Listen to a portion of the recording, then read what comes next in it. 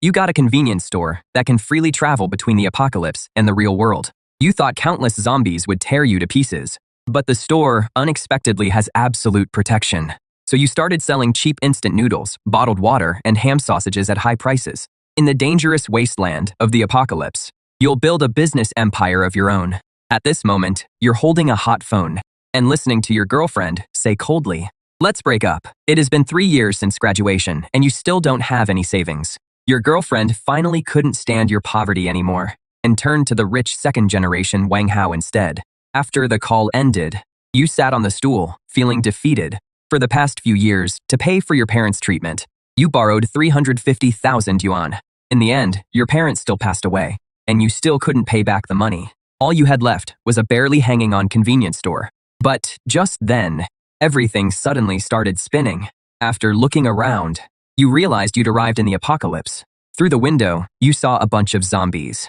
The zombies were also drawn to the convenience store that had suddenly appeared. The next second, they all charged at you like crazy. You thought, it is over. But the sound of shattering glass you expected never came. The door that would normally break at a touch didn't budge at all now. Just then, a light screen appeared in front of your eyes. Current world, apocalypse era, store status, absolutely safe. Dimensional travel can be used again in 12 hours. In other words, as long as you stay here for 12 hours, you can return to the original world. You glanced at the monsters outside and ran a frustrated hand through your hair. The shop was less than 20 square meters and packed with all kinds of goods. Braised beef instant noodles, bottled water, ham sausages, bread, cookies. In the original world, all of this together was worth almost nothing. But what about here? A thought rose from deep in your mind. In the apocalyptic world, the most valuable things aren't gold or diamonds, but clean food and water. You rushed to the shelf in a few quick steps and picked up the most ordinary bottle of water. In the original world, this bottle of water sells for 2 yuan. In this world, overrun by zombies, how much would it be worth? You thought of that 350,000 yuan debt and remembered what Zhang Qian said on the phone, "Let's break up." You twisted open that bottle of water and took a big gulp. What you need to do now is use these 12 hours to earn your first pot of gold. You even started to wonder if 1 bottle of water for 1 gram of gold was too little. 1 bottle of water for 10 grams of gold. 1 pack of instant noodles for 100 grams. You forced yourself to calm down. Right now, you need customers first. With more than a dozen zombies blocking the door, what survivor would dare come near? But just sitting there for 12 hours was something you absolutely couldn't accept. Your eyes fell on the braised beef instant noodles. And just like that, a plan formed in your mind. In this world filled with rust and the stench of decay, what could be more irresistible than a fragrant bowl of instant noodles? You plugged it in and pressed the switch. The kettle started bubbling. There was actually still electricity in the convenience store. It seemed this system-bound space was completely separate from the outside world, a world of its own. The water boiled quickly. A rich, overpowering aroma instantly filled the shop. Even you couldn't help swallowing. But then another problem came up. How could you send that mouth-watering smell outside with any precision? You couldn't exactly open the door. You looked around the shop. In the end, your eyes landed on a range hood. The rich aroma drifted through that tiny passage and floated outside, into that deathly silent world. Time passed second by second. Outside, it was still silent as the grave. Just when your patience was running out, a burst of flames suddenly swept over those dozen or so zombies. You looked out the window warily. It was a woman. Her eyes swept over this shop, so out of place among the surrounding ruins. Interesting. In a hellhole like this, someone actually dares to open a store. She walked straight toward the entrance, but the next second, she slammed into an invisible glass wall. You're awakened too. Is this your ability? After a moment of silence, I'm Nightingale. Xiaoguo. How much for that? Gold. What age do you think this is? Who still uses something that useless? I only take gold here. Seeing how forceful her attitude was, Nightingale raised her hand and fired a shot. A burst of flame shot straight at your face, but the flame still vanished the instant it touched the barrier. Can we talk business now? Fine, Boss Guo. How much for this cup of instant noodles? Not much, 100 grams of gold. Why don't you just rob me? Even if gold is about as unwanted as scrap metal right now, that doesn't mean it is lying around everywhere. You don't have to buy it. After saying that, you ignored her. Instead, you started eating the noodles you just made. The sound of your slurping was especially grating.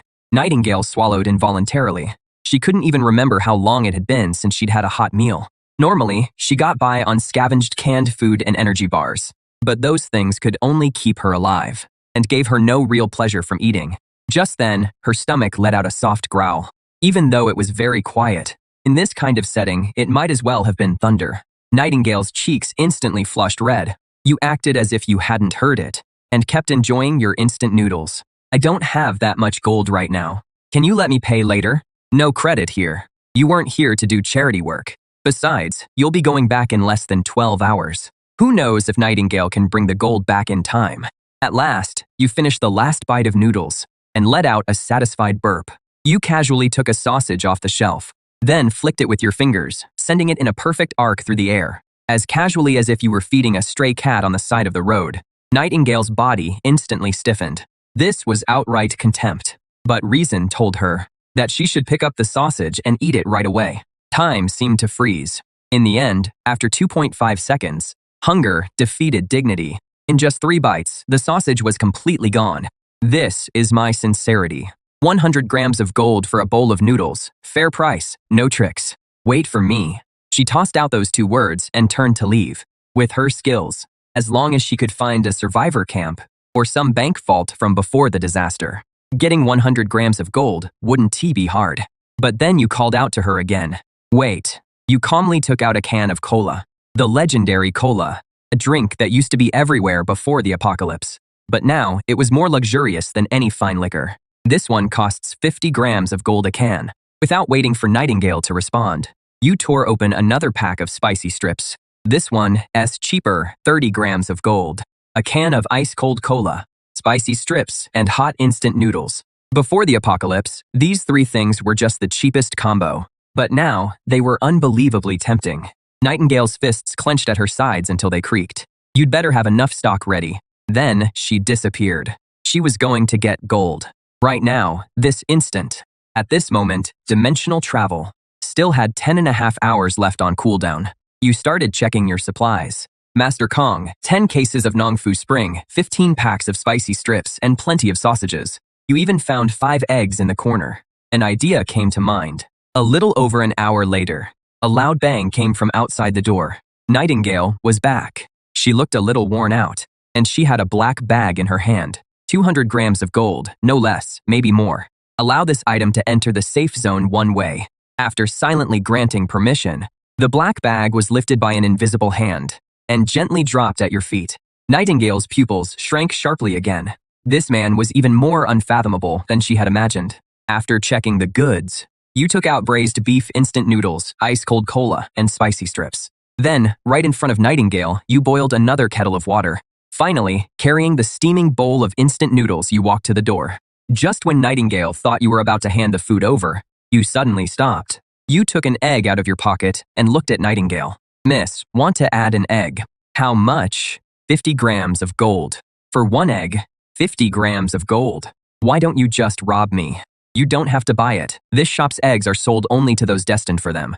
With that, you were about to put the egg back in your bag. Wait. As a powerful flame awakener, Nightingale had always been the one others submitted to. But today, she kept hitting one wall after another. The words, "I don't want it anymore," were stuck in her throat, unable to come out. She reached into a small leather pouch at her waist and felt around inside. A crystal, the size of a pigeon egg, lay quietly in her palm. I don't have any more gold on me right now. I'll trade this for your egg. You raised an eyebrow. You thought to yourself, what the hell is this thing? Just as you were about to refuse, a light screen appeared. High energy item detected. Low-level zombie crystal core. Strongly recommend completing this transaction. I had it all wrong.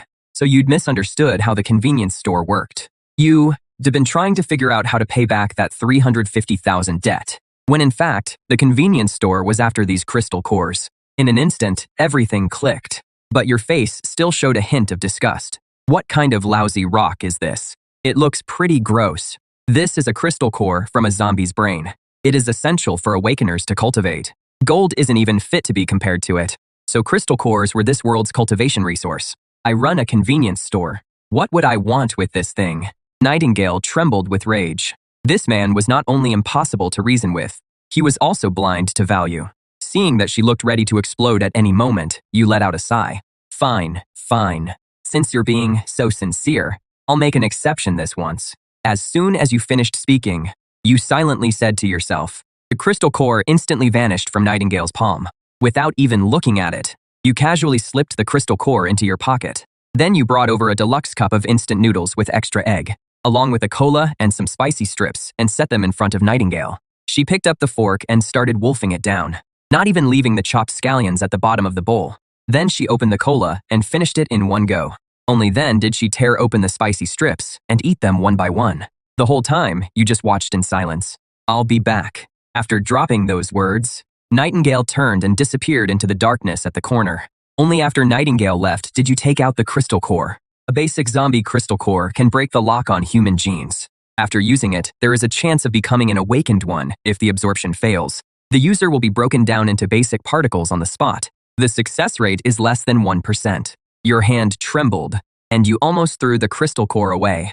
What the hell is this? Less than a 1% success rate. How is this an opportunity? This is clearly a one-way ticket to hell. But then the convenience store popped up a prompt. Within the store's range, the host will be immune to any form of harm, including but not limited to physical damage, energy impact, mental contamination, and genetic collapse. You looked at the crystal core in your hand again. For you, this meant zero risk and huge reward. How do I use it? Swallow it directly. This thing doesn't look edible at all. But when you thought of Nightingale summoning flames out of thin air, you swallowed it whole. The next second, a wave of intense pain swept through your entire body. Your whole body curled up like a shrimp. Second by second, time passed. At last, the agony faded, replaced by a body overflowing with strength. Is this what an awakened one feels like? What terrifying strength. You copied Nightingale's pose and tried to summon flames, but there was absolutely nothing at your fingertips. Damn it, did the awakening fail? The more you thought about it, the angrier you got. You slammed your fist into the shelf beside you. Suddenly, the shelf and all the snacks on it vanished. Your consciousness was linked to another space, and inside it was the missing shelf. You tried reaching out your hand. The missing shelf returned to its original place. Only then did the system prompt appear. Awakened one, Xiaoguo, your awakened dimensional storage can isolate space, time, and consciousness. Its current storage capacity is 1 cubic meter. As you kept storing and taking out the spicy strips, storing and taking them out, you gradually fell into deep thought. Gold can only solve the debt crisis, but crystal cores are the real key to dimensional travel. There are still 9 hours left on the cooldown. You had to stock up on more crystal cores before leaving.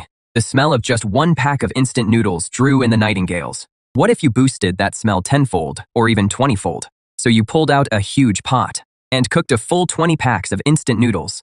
Finally, you turned the range hood up to the highest setting. This was your apocalyptic Buddha jumps over the wall. 3 blocks away, inside an abandoned building, a young man was huddled in the corner. A scar-faced man was wiping down a gun barrel. A man with glasses said worriedly, "Brother Hu, Xiaolu's injuries have gotten worse again. If we still can't find medicine, he probably won't make it." The scar-faced man known as Brother Hu nodded. The food in this area had already been completely picked clean. Medicine was even more out of reach. But just then, a tempting aroma drifted in. "Brother Hu, someone's cooking noodles outside." "Shut up," his reason told him. This was definitely a trap. In the apocalypse, anyone who dared cook out in the open was either insane or a hunter with overwhelming strength. But their bodies, already tortured by hunger, kept growling in waves. "Find it, eat it." The man with glasses was getting anxious too. "Brother Hu, we're running out of time. If we get there too late, there won't even be any broth left." Brother Hu knew better than anyone that if this kept up, the 3 of them would starve to death sooner or later. In the end, a ruthless glint flashed in his eyes. They moved through street after street and spotted a small convenience store. A huge electric cooker was sitting right at the entrance. The pot was filled with instant noodles and ham sausages, and you were leaning casually against the doorframe. A trap. This had to be a trap. The 3 of them swallowed hard, but didn't dare step forward. Just then, he saw that behind the abandoned vehicle across from him, there was a man hiding in ambush. The others noticed him too. Brother Hu quickly made a gesture for everyone to stay quiet. Brother Hu calmed down, and soon spotted more people lying in wait. There was a blurry figure in the second-floor window on the left, and a metallic glint behind the trash pile in the alley on the right. At least 4 groups, like them, had been drawn in by the smell. Of course, you inside the hall knew that quite a few people had gathered nearby. Everyone, after watching for so long, aren't you hungry? Your voice wasn't loud, but every person hiding nearby heard it. But there was no response at all. You fished a piece of sausage out of the pot and stuffed it into your mouth. Business is built on goodwill. I've got noodles and water here, and plenty of sausage to fill you up. The man behind the abandoned car finally couldn't hold back and spoke. What is the price? Gold or crystal cores?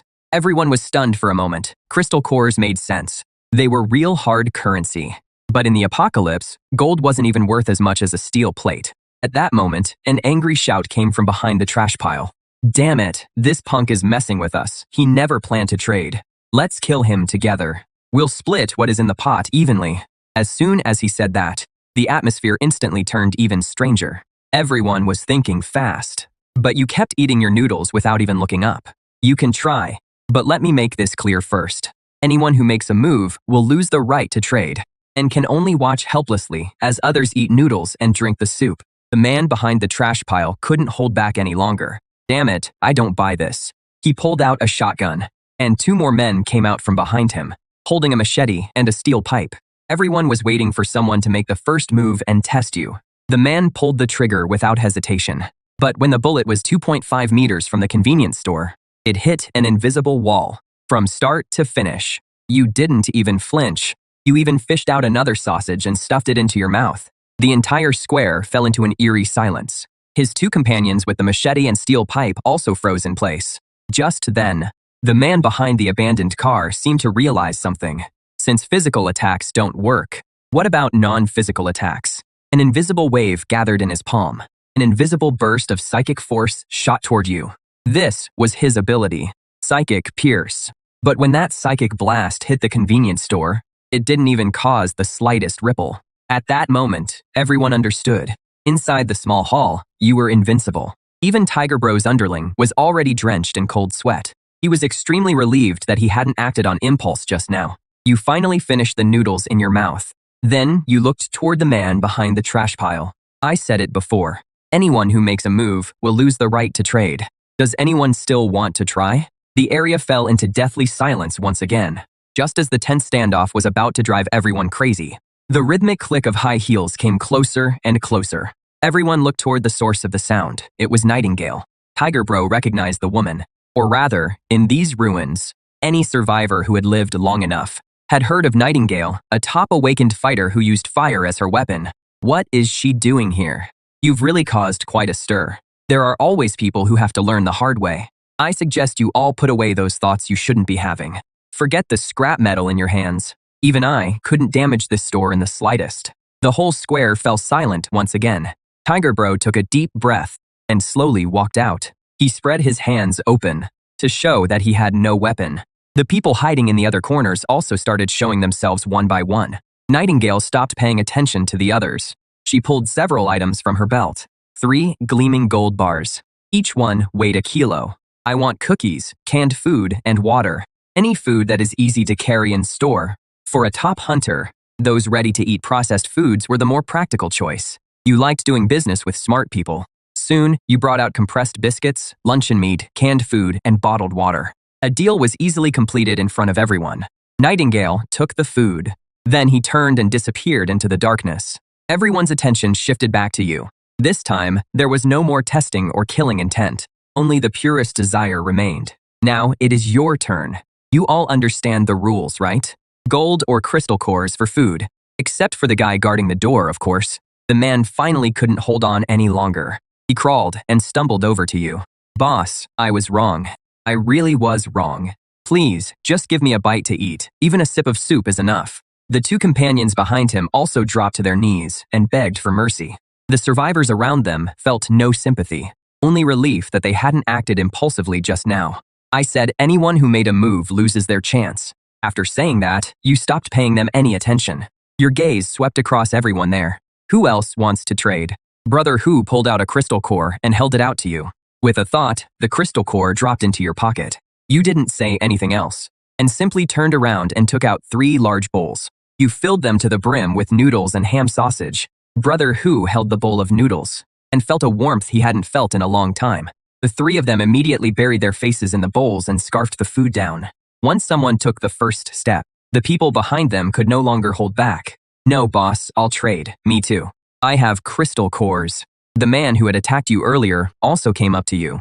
He silently took out 2 crystal cores and didn't dare look you in the face. You took them without expression and gave him a bowl too. Once trading started, there was no stopping it. Some people took out gold jewelry, while others took out crystal cores of different sizes. Before long, more than a dozen crystal cores were piled up under your counter, and the big pot of noodles was gradually running low. But just then, the 3 men from earlier fell into complete despair. If I don't get to eat, then none of you are eating either. He immediately lunged at a scrawny survivor. Noodles and broth spilled all over the floor. The other survivors who were eating all stopped too.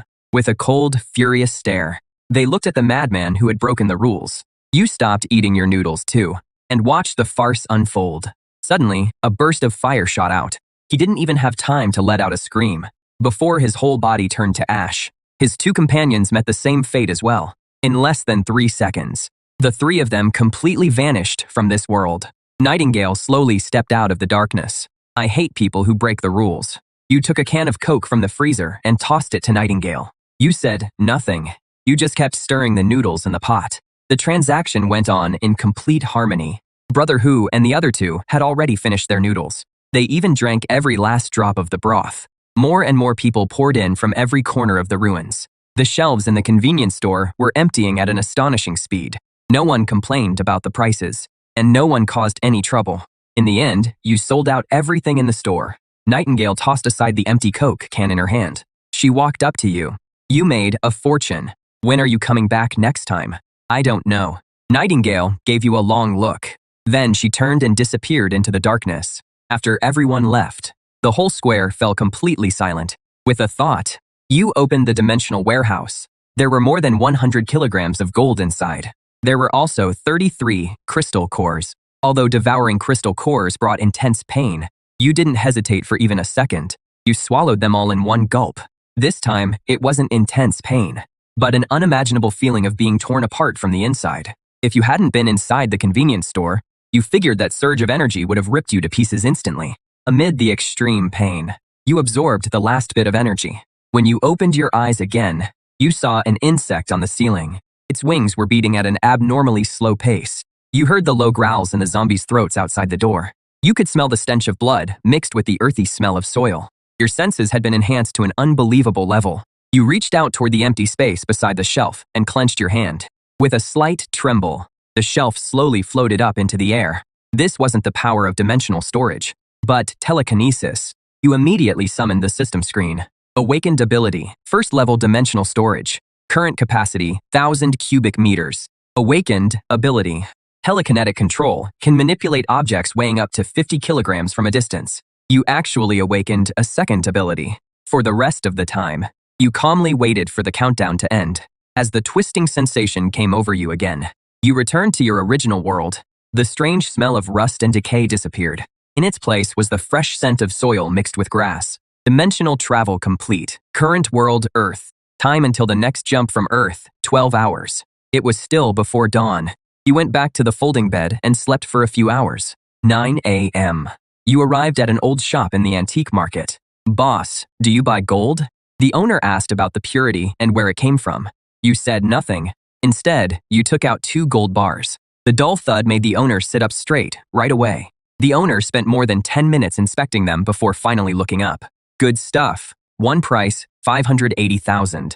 $700,000. Kid, that is too high. I'm taking a risk here, and I still have people to pay off. $700,000. The owner was silent for a full half minute. Then your account received a transfer of $700,000. After leaving the market, you immediately called the debt collector. Hello, who is this? Xiao Guo. Xiao Guo, so you finally decided to call. What did you get the money together? That is right. The abandoned number 3, cement factory on the west side of the city. Bring the money at 3 this afternoon. Come alone. At 3 in the afternoon, at the cement factory. Brother Biao had 7 or 8 lackeys standing behind him. Seeing that you actually dared to come alone, he spat out the cigarette butt in his mouth. Where is the money? Where is the IOU? Brother Biao broke into a grin. Prices have gone up a lot lately. My boys have to eat too. Then he held up 5 fingers. 500,000. I'll burn the IU right in front of you. You hate people who break the rules. I was going to pay you back 350,000. But now, I'm only paying 200,000. Your voice wasn't loud, but everyone there heard it clearly. Brother Biao's face froze. He couldn't believe what he'd just heard. How much did you say? 200,000, not a cent more. A lackey beside him immediately grabbed a steel pipe and swung it at you. But the bloodbath everyone expected never happened. Just 4 inches from you, it stopped. You casually caught it with one hand. The thug went flying like he'd been hit by a truck. His agonized scream echoed through the entire cement plant. Brother Biao finally snapped out of his shock. Get him. But no matter how many there were, they couldn't withstand a few elbow strikes from you. Before long, several thugs were sprawled out in front of Brother Biao, their whole bodies trembling violently. Not from anger, but from fear. Don't come any closer. I'm telling you, my boss is Brother Chang. Brother Biao hurriedly pulled out a stack of papers. Right in front of Brother Biao, you counted out 200,000. It was supposed to be 350,000, but now it is worth only 200,000. Then you tore up the IOU and turned to leave. That matter was settled for the time being. You still had something more important to do. You went to the used car market. Not long after, you drove a used van to the largest food wholesale market. You walked into the wholesale store. Before the clerk could even speak, you said, "Hello, I'd like 200 cases of instant noodles, 100 cases of sausages, 200 cases of compressed biscuits, and 100 cases of canned beef, 500 cases of bottled water." Although they were shocked by the size of the order, but they still got everything ready for you pretty quickly. Why worry about all that? The one paying is the boss. It took you a full day to move all the goods out. There were still 2 hours left before the dimensional crossing. In yesterday's first trade, a lot of the gold was gathered from the ruins at the last minute. To maximize profits, you had to rely on volume and work with different strongholds, and have them collect the gold. Feeling the power inside your body gave you a sense of distance from your past. In the remaining 2 hours, you planned to have a good meal and say goodbye to your former self. So you drove to the most luxurious restaurant in the city. Compared to the luxury cars at the entrance, your van looked completely out of place. Even the valet thought you were there to steal a parking spot. "Sir, here at our establishment." But you simply pulled out a gold nugget the size of a soybean and handed it to the valet, telling him to park your car properly. "If you don't, I'll break your legs." The moment the gold nugget landed in his hand, that heavy weight made the valet freeze on the spot. You didn't even look at him. You just walked straight into the restaurant. The soft lighting and well-dressed guests made everything feel so elegant and unhurried. It was the complete opposite of the apocalyptic world from before. Just as you were looking at the menu, a woman's voice called out from nearby. "Xiao Guo." The voice belonged to your ex-girlfriend Zhang Qian. The man beside her was the rich heir Wang Hao. Wang Hao was stunned for a moment, then put an arm around Zhang Qian's waist and walked toward you. "Well, if it isn't Xiao Guo, what? Did your convenience store shut down? Are you here applying for a dishwashing job? A single steak here costs 3,800. Your monthly salary wouldn't even cover one bite. Too noisy. Tell your head chef to decide what to serve, whatever he is best at." Wang Hao felt like he'd punched a pillow. Being completely ignored like this made him feel awful. So he raised his voice again. "Are you deaf? I'm talking to you." But your face still showed no expression. Zhang Chen suddenly felt like you were a complete stranger. Hearing the commotion, the restaurant manager hurried over. "Sir, please calm down. Please don't disturb the other guests." When Wang Hao saw the manager, he got even more full of himself. "Manager Zhou, you came at the perfect time. So your restaurant lets just anyone in now. Letting someone like this sit here is dragging down your restaurant's class." Manager Zhou, of course, knew Wang Hao. Although he was the son of some local real estate tycoon, he noticed how unusually calm you were. So he stayed polite but firm. "Mr. Wang, our restaurant treats every guest equally. Do we have a private room?" Manager Zhou immediately gave you a 90-degree bow. "Mr. Xiaoguo, we're deeply sorry. We failed to serve you properly and ruined your dining experience." He immediately had a new server escort you to a private room. From beginning to end, you didn't even look Wang Hao in the eye. Wang Hao still wanted to say something, but Manager Zhou cut him off. "Mr. Wang, please stop causing a scene at once, or I'll have no choice but to call security and ask you and this lady to leave." In the private room, all kinds of exquisite dishes were served. Back then, you weren't even worthy of eating them. Now that you'd tried them, you realized they were nothing special. After the meal, you returned to the convenience store. At that moment, there were 150 seconds left until the next traversal. When the time ran out, the city's noise quickly faded away, replaced by the dead silence of the apocalypse. The 12-hour traversal cooldown had also dropped to 11 hours. You guessed that as the number of traversals increased, you'd eventually be able to travel freely between the apocalypse and the real world. You could feel many eyes on you from all around. The survivors from last time had already spread news of the mysterious convenience store all over. The people coming now were no longer starving stragglers, but scouts from organized groups. After about 10 minutes, a figure walked toward the convenience store. The man stopped at your door with a rifle slung over his back. "My name is Scorpion. I'm here on behalf of Rock Stronghold. I'd like to talk about a deal with you. Our stronghold needs a large amount of supplies. Food, water, medicine, weapons, ammo, we want it all. I don't sell weapons." There was no disappointment on Scorpion's face, as if he'd already expected that answer. He pulled out a gold bar from his pocket and set it on the table. "This is the deposit. We want to build a long-term partnership with you. We hope you can give us a better price. My prices are the same for everyone." Just then, several faint ripples appeared in the shadows behind him. Scorpion raised a hand in a calming gesture. "We're sincere about this." You said nothing. Instead, you reached out toward the canned meat on the shelf without touching it. It slowly floated over to the counter. Scorpion's pupils suddenly shrank. Before seeing your telekinesis, Scorpion had thought your only advantage was that impenetrable defense. He didn't expect you to be a powerful awakened one yourself. 1 case of canned food. 1 gold bar. We need an exact number. We need to know exactly how much stock you have. That was also one of the reasons for this visit. You let out a soft chuckle and snapped your fingers. A small mountain of bottled water appeared out of thin air on the ground. The sight made Scorpion's brain freeze for a full 2.5 seconds. Is this enough? If not, you snapped your fingers again. Another small mountain appeared, this time made of compressed biscuits. Scorpion swallowed hard. The man in front of him not only had telekinetic powers, he also had spatial powers. "How do you set the price?" "I told you already, 1 gold bar. For 1 case of canned food, we'll take it all. But we'll need time to prepare. Gold can be traded for goods. As for the scattered items on the shelves, if you want to buy in bulk, you'll have to pay a different price. Qinghe can't be used for trade. It is the source of an awakened one's power. It is the foundation of the stronghold's existence. That is your problem, not mine." The moment you finished speaking, the 2 small mountains vanished out of thin air. From start to finish, the leverage in this deal has been in your hands. If Scorpion refuses to trade, then, once the other outposts agree to it, Panshi will eventually be unable to hold out and will completely fall apart. We need a specific exchange rate. 100 gold bars plus 10 crystal cores for water. As for the biscuits, the price is doubled. Scorpion's fists clenched tightly at his sides. This isn't just an outrageous price anymore. This is outright robbery. Scorpion took a deep breath, forcing himself to calm down. "I need to go back and report this gold bar to the leader.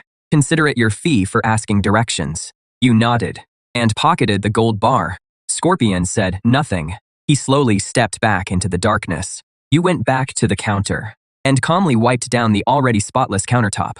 Another 10 minutes passed. 3 figures emerged. One was a middle-aged man wearing glasses. 2 soldiers followed behind him. "Hello, boss. My surname is G. Everyone calls me Professor G. I'm from the lighthouse shelter." You said nothing. You just quietly watched him. From an economic perspective, your current model can't be sustained for long. Once an outpost loses a large number of crystal cores, it is bound to collapse. When that happens, who will buy your goods? That just makes the remaining crystal cores even more valuable now. The smile on Professor G's face completely froze. You don't care at all about any system or any future, because you alone hold the power to set the prices. Just then, Nightingale stepped out of the darkness. A crystal core dropped onto your counter. You didn't say a word. You took out a self-heating rice meal, a can of beef, and 2 bottles of mineral water. Nightingale took the items and turned to leave. The whole exchange happened in silence. His so-called rational analysis had turned into a complete joke. 100 gold bars plus 10 crystal cores. Water is available for that exchange, but it'll cost extra. The nonsense you just spewed wasted 3 minutes of my time. So now it'll cost you 15 crystal cores. We'll trade. The man in front of you might not be the strongest awakened in the wasteland, but his convenience store was unbeatable. Professor G pulled a military communicator from inside his coat. "Bring 100 gold bars. and 15 crystal cores. About 20 minutes later, the roar of engines came from the distance. 2 metal cases were placed in front of you. One was packed full of gold bars, and the other held 15 crystal cores. You also tossed case after case of water beyond the boundary. After the trade was complete, several figures slowly emerged from the darkness. Scorpion was back. There was also a team of 20 behind him. Almost instinctively, both sides raised their guns at each other. We brought what you asked for. Several cases were opened. Inside were not only gold bars, but also 20 crystal cores, 10 more than you asked for. Scorpion made his attitude clear in the most direct way possible. Professor G's face looked worse than a dead man's. It is the apocalypse already, and you're still trying to one-up your dad. With a casual wave of your hand, you took out a huge pile of compressed biscuits and several cases of canned beef from your dimensional storage. These are for you. Scorpion's breathing caught for a moment. He had bet right. He immediately gave you a deep bow. Then he looked at Professor G. Panshi came here to trade. We don't want any unnecessary trouble. But if Lighthouse wants to start something here, we'll go all the way with you. As soon as he finished speaking, the guns behind Scorpion were cocked all at once. Someone from Lighthouse forced out a few words through clenched teeth. We're leaving. You quietly watched it all. Interesting. One was Lighthouse, built on technology and knowledge, and the other was Panshi, where strength and discipline ruled. After he left, Scorpion bowed to you once more and quickly withdrew as well. From these 2 deals, you gained another 100 kilograms of gold. The silence didn't last long. This time, 3 convoys drove in from different directions. The snarls of zombies came from all around. The 3 factions almost all gave the order to prepare for battle at the same time. On one side was the burst fire of heavy machine guns and assault rifles. On the other were fireballs and ice spikes unleashed by the awakened. After the last zombie was taken down with a shot to the head, the square once again fell into a brief calm. Boss, we from Battle Axe have something to say. We from Ark have come in good faith as well. Start lining up over there. Battle Axe is one of the real powers in this Eastern District. Since when did we ever have to stand in line? Boss, what do you mean by this? We came in good faith to clear out the zombies outside. I said, line up. If Battle Axe's people don't follow the rules, then I won't sell you anything. Battle Axe still carries some weight in this Eastern District. Being friends with us won't hurt you. I don't care whether I have one more friend or one less. Either follow the rules, or leave and get in line. What would that do to Battle Axe's reputation? The bald man let out a low growl, as if he had made up his mind, and sharply waved at the men behind him. Bring it over. I'm buying first today, no matter what. 2 Battle Axe members carried a heavy metal case forward. Someone broke the rules. This deal is over. With that, you waved your hand and put all the supplies into the dimensional warehouse. In an instant, the whole convenience store was completely empty. Both factions looked at the bald man. The burly man's face was already full of rage. I came with gold and crystal cores. That was me showing you respect. Don't mistake my respect for weakness. When Battle Axe speaks in the Eastern District, no one dares say no. Who the hell do you think you are? I hate barking dogs. Open fire, blow his damn shop to pieces. A hail of bullets instantly poured toward the convenience store, but every one of them was blocked by an invisible shield. Not only will I never sell Battle Axe another bit of supplies, I'll also offer 100 cases of canned beef for your life. All the Battle Axe members froze in place. Then you raised your hand and waved it. 100 cases of canned beef appeared on the ground. At once, everyone's attention shifted to the burly bald man. So you're all planning to rebel, huh? I'm the 3rd boss of the war captives. Ark is taking this bounty. Hive's taking it too. What about you? You want to betray me too? The war captives members looked at each other. No one dared meet his eyes. In the apocalypse, loyalty is the cheapest thing there is. Suddenly, a blade stabbed into the bald brute's chest. The one who attacked was his deputy. Why his deputy's face was completely expressionless. 3rd boss, the brothers have to eat too. Then he turned to the people in the convenience store. If we quit, this deal belongs to us, the war captives. I already said, I won't sell the war captives another bit of supplies. They killed their own 3rd boss with their own hands. But in the end, they got nothing. If these people are no longer war captives members, I'm just not doing business with the war captives. As for everyone else, they don't fall under that. My name is Bai Lu, the supply director of Ark Shelter. I now formally invite you, on behalf of Ark, to join Hive. And any capable friends are welcome too. The deputy's mind raced. We're willing to join Ark. The dozen or so people behind him all lowered their weapons in unison, showing their surrender. Leaning against the counter, you casually raised a hand. That small mountain of 100 cases of canned beef came to a steady stop in front of the deputy. Meanwhile, the deputy was quick to get the hint. He walked up to Bai Lu and said, "Director Bai Lu, thank you for ARC's protection. We're willing to offer you these cans as a meeting gift." The people from Hive watched with envy, but they didn't dare think anything else. This time, no one dared voice any objections. Bai Lu stood behind the counter. The gaunt man from Hive also silently lined up behind Bai Lu. "What do you want?" "Compressed biscuits, water, and instant noodles." As soon as he finished speaking, 2 boxes were opened. Inside were 50 gold bars and 20 crystal cores.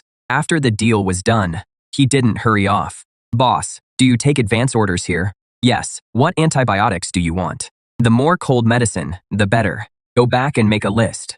Then, bring the deposit. Next time, I'll bring the goods to you." Next up was Shui Shou from Beehive.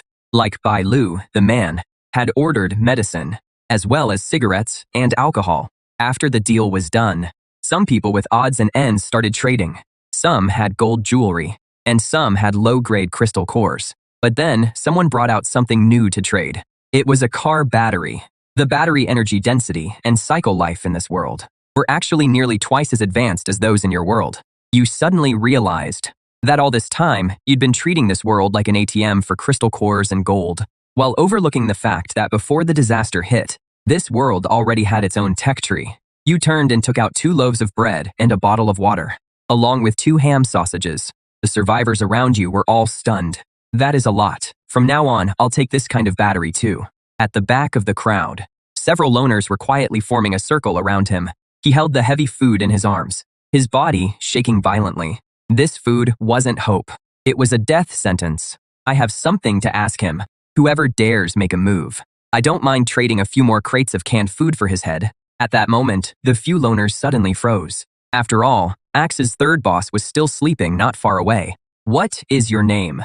"Zhou Yuan." "Where did this battery come from?" "Skyvault Technology Park. I used to be a battery engineer at Skyvault Technology. This Thor 7 was our company's flagship product. When the disaster broke out, we had just finished a batch for an order. There are at least tens of thousands of finished batteries left in the company warehouse. But the thousands of employees in the park all turned into zombies." You nodded. "If you use the gold you have on hand to recreate a production line, then with the Thor 7's performance specs, it could definitely spark an energy revolution in the original world. Assuming the production line is already gone, can you get the complete manufacturing data for this kind of battery, including all the raw materials, formulas, and processing methods? The servers in the park have the complete files. As long as we have the servers, I can get the data out." The way you looked at him completely changed. How is he just a LOP engineer? He is clearly a walking key to a treasure vault. We'll need the help of the local big shots for this. With that in mind, you looked at Zhou Yuan. "From now on, you work for me. Your job is to identify and evaluate all the tech products I get. In return, I'll provide you with food and water." An uncontrollable surge of joy rose in Zhou Yuan's heart. What does it mean to rise to the top overnight? This is what it means to rise to the top overnight. But some survivors were quick to catch on too. If Zhou Yuan could turn his life around with a single battery, why couldn't they? For a while, a gold rush swept through the survivors. A damaged motherboard from a military drone. A sealed refrigerated case for biological samples. Even half of a burned academic journal. You refused none of it, and had Zhou Yuan appraise everything. The gold rush went on for quite a while. Just then, 2 glaring headlights tore through the darkness. Then came the steady, powerful roar of an engine. Bai Lu and the thin man surnamed Shui got out almost at the same time. Several crates filled with gold and crystal cores sat on the ground. "This is the deposit from our archive. Deposit received. I'll have your goods ready for the next deal." Bai Lu and the thin man surnamed Shui bowed at the same time. They were extremely humble. Even though the deal was done, neither of them had any intention of leaving. Their eyes were fixed on Zhou Yuan and the pile of junk on the ground. Your gaze stayed calm and unreadable. There is a Skydome technology park in the northern ruins. There are tens of thousands of finished Thor 7 batteries there, but more than 5,000 zombies are holed up there. That number is enough to swallow up anything. "Boss, you mean? I'm giving you a chance to make a fortune. I'll put up the money and you'll provide the manpower. Help me clear out the tech park. Bring back the server mainframes inside completely intact." Bai Lu and Huang Feng's minds were both racing. The risk was off the charts, but the payoff would be just as huge. More importantly, this is a chance to build close ties with this mysterious shop owner. Hive is in. Our Hive, Ripper Squad, has the strongest solo assault capability in all the ruins. We can guarantee the mission gets done. Huangfeng, don't get ahead of yourself. ARC has the best technical team in the ruins. Hacking, dismantling, transport. Only we can make sure it is foolproof. We'll take the Sky Dome Tech Park mission. Rock is in. We have the most awakened. We guarantee we'll bring the server back intact. What a joke. 5,000 zombies. Once Rock's awakened burn through their stamina, how many can they really kill? Going there would be suicide. Scorpion, this isn't something brute force can solve. Without our technical staff, you won't even make it through the tech park's front gate. Tiankong Tech's chief power engineer, Wang Chongming, is with our lighthouse. No one knows that place better than he does. As soon as he said that, Bai Lu, Huangfeng, and Scorpion's expressions changed drastically. So Lighthouse was holding a trump card like this. Enough. I don't care if it is Ark, Rock, or anyone else. I only care about results. If anything happens to the server, or if I don't get what I want, then none of you should expect to trade for anything from me again. Not even a single grain of rice. As soon as he said that, the representatives of all four sides went pale. Your words were so blunt, so unforgiving. Rock agreed to cooperate. Once the first faction agreed, the other three quickly followed. The four strongest factions in the ruins formed an unprecedented alliance. A formidable force made up of nearly 100 awakened and several hundred elite soldiers was born. He is going with you. Bring him back without a single hair out of place. Don't worry, boss. We guarantee Mr. Zhou Yuan's safety. There is one more potential risk in this operation, the prisoners of war. Their third in command died here. Lei Bao is the kind of man who always gets revenge. He'll never let this go. The prisoners may not be as strong as they are, but if they're set on causing trouble, while they're locked in battle with thousands of zombies, even the slightest disruption could lead to irreversible consequences. Everyone's attention turned to you again. One prisoner, 10 cases of canned beef for an ordinary member. One minor leader is worth 100 cases. As for Lei Bao, their boss, I'll trade 1,000 cases of canned food for him, whether it is you or any drifter in the ruins. Whoever brings his head to me gets the canned food. The four factions all gasped. The risk Bai Lu had mentioned wasn't a risk at all to this man. The square fell deathly silent. The representatives of the four factions no longer dared entertain even the slightest ulterior motive. Today, it could be the prisoners. Tomorrow, it could be any one of them. Once the bounty was issued, there was no room left for negotiation. Bai Lu, Huangfeng, Scorpion, and Professor J. These four people who could shake the ruins with just a stomp of the foot didn't waste another word. They assigned the tasks as quickly as possible. Then each quickly left in their vehicles with their men. Before leaving, Bai Lu specifically walked over to Zhou Yuan. Mr. Zhou Yuan, please come with us. We'll need you to give us more details about the tech park on the way. Zhou Yuan instinctively glanced at the convenience store. Only after getting your nod did he get into the vehicle with ARC's people. After you closed the door, you didn't hurry back to the other world. With a thought, you took out all the money from the trade earlier that day. Without the slightest hesitation, you grabbed a handful and stuffed it into your mouth. The familiar pain hit again. After waiting for the last trace of energy to be fully absorbed, you suddenly opened your eyes. Awakened 1 Xiaoguo. Awakened Ability 1. Dimensional storage, current capacity, 3,000 cubic meters. Awakened Ability 2. Telekinesis can remotely control objects weighing up to 200 kilograms. It can also reshape and accelerate objects. It was no longer just simple remote retrieval. Your eyes landed on the metal shelf in the corner. This time, you didn't make a grabbing motion, or even raise your hand. With just one glance, the metal shelf was instantly compressed into an ultra-dense metal ball. There were 12 minutes left before dimensional travel. It was time to go back. The appearance of the Thor No. 7 battery was like a seed that planted a forest called ambition in your heart. You are no longer content to be a simple interdimensional middleman. In this safe, modern world, you were going to build a business empire of your own. Those hundreds of tons of gold had to be turned into working capital as soon as possible. But there was no way to move that much gold through normal channels. A name surfaced in your mind. Brother Biao, that loan sharking thug, had to have ties to the city's gray market. Having him make the connections was the most efficient and safest option for now. Once the money was in place, it would be time to stock up like crazy and completely fill the 3,000 cubic meter warehouse and the convenience store. Then you would register a tech company and set up the basic framework first. to get ready for the technical data from Skydome Tech Park. Your thoughts were incredibly clear. Every step pointed toward that massive goal. At that moment, dimensional travel was ready. With a thought, the familiar feeling of weightlessness wrapped around your whole body again. Dimensional travel complete. Current world, Earth. Cool down until the next travel, 11 hours. Outside the window were the city's neon lights and busy traffic. Compared to the silent ruins from just seconds ago, it felt like two completely different universes. That extreme contrast made you even more certain that you had to hold on tight to this power. Back on Blue Star, you didn't leave the convenience store right away. Instead, you lay down on the bed. The surge in mental power had greatly reduced your need for sleep, but a few hours of rest would bring your body back to peak condition. When you opened your eyes again, it was 11 a.m. After a quick lunch, you called Brother Biao. "Hello, who is this?" "Xiao Guo, Brother Guo. What can I do for you?" "I have a batch of goods I want to sell." "Brother Guo, excuse me for asking, but is this stuff legit?" "There is some risk, but not much. At that same cement factory from last time." "Come alone." Got it. I'll be there on time." Soon, it was 3 in the afternoon. Still at that same cement factory. But this time, you were the one sitting on the sofa. Brother Biao arrived as promised. In front of you, he didn't even dare breathe too loudly. "Brother Guo, these are the goods you want moved." You pulled a gold bar out of the sack. Brother Biao's pupils narrowed slightly. A 500-gram gold bar was valuable, but any bigger gold shop could handle it. Just as he was thinking that, you pulled the sack open, and it was packed full of gold bars. Brother Biao froze in place. His mind went completely blank. It wasn't just one bar, it was a whole pile. 20 bars in total. Each one weighed 500 grams. Brother Biao started trembling uncontrollably. 20 bars, 500 grams each. That was 10 kilograms.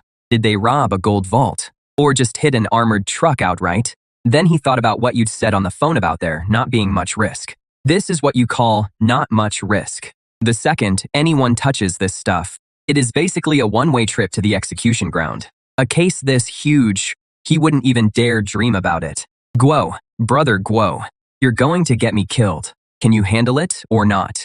Brother Biao fell silent. He really wanted to say he didn't dare take it, that he wasn't worthy of taking it. He didn't dare look you in the eye. He had already decided you were a truly vicious man. You can't even handle this little bit of gold. You can't even handle this little bit of gold, and you're supposed to be a loan shark. You can't even handle something this small? Master Guo, for a case this big, I really don't dare touch it. Relax, this gold is clean. It is not tied to any case. I just can't be bothered to move them one by one myself. You know what I mean? Master Guo, can I make a call and ask around with the guys on the street? You waved your hand. Brother Biao felt like he'd been granted a pardon. He didn't even dare step aside to make the call. He even turned on speakerphone. "Hello, Biaosi, what is up? Has anything happened around here lately? Involving gold?" The person on the other end sounded a little confused, but still answered honestly. What case could there be? There are cameras all over the streets now. Who dare mess with that? You struck it rich, kid, thinking about buying gold. After getting the answer, Brother Biao seemed completely reassured. He hung up, and the way he looked at you completely changed. "Master Guo, there is no way I can handle all this merchandise by myself. But I know someone who can." You waved your hand again. Brother Biao shockily dialed another number. "What is it?" "Sister Sue, it is me, Biaosi. I've got a big shot here, with a batch of gold on hand. He wants to sell it, and it is a lot, about 10 kilograms. After hearing that, the silence on the other end dragged on even longer. Half an hour later, the usual place, I'll inspect the goods myself. You arrived at a private club. Sister Sue was a woman wearing a chapao. She gestured for you to sit. You didn't stand on ceremony either. You casually sat down in the seat. Then, you tossed the sack onto the table. The woman called Sister Sue didn't stop pouring tea. Only after sliding the tea in front of you did she slowly speak. "My friend, how should I address you?" "Mr. Guo, may I see the goods?" You nodded. After opening the bag, 10 gold bars lay there quietly. Sister Sue handled them with expert skill.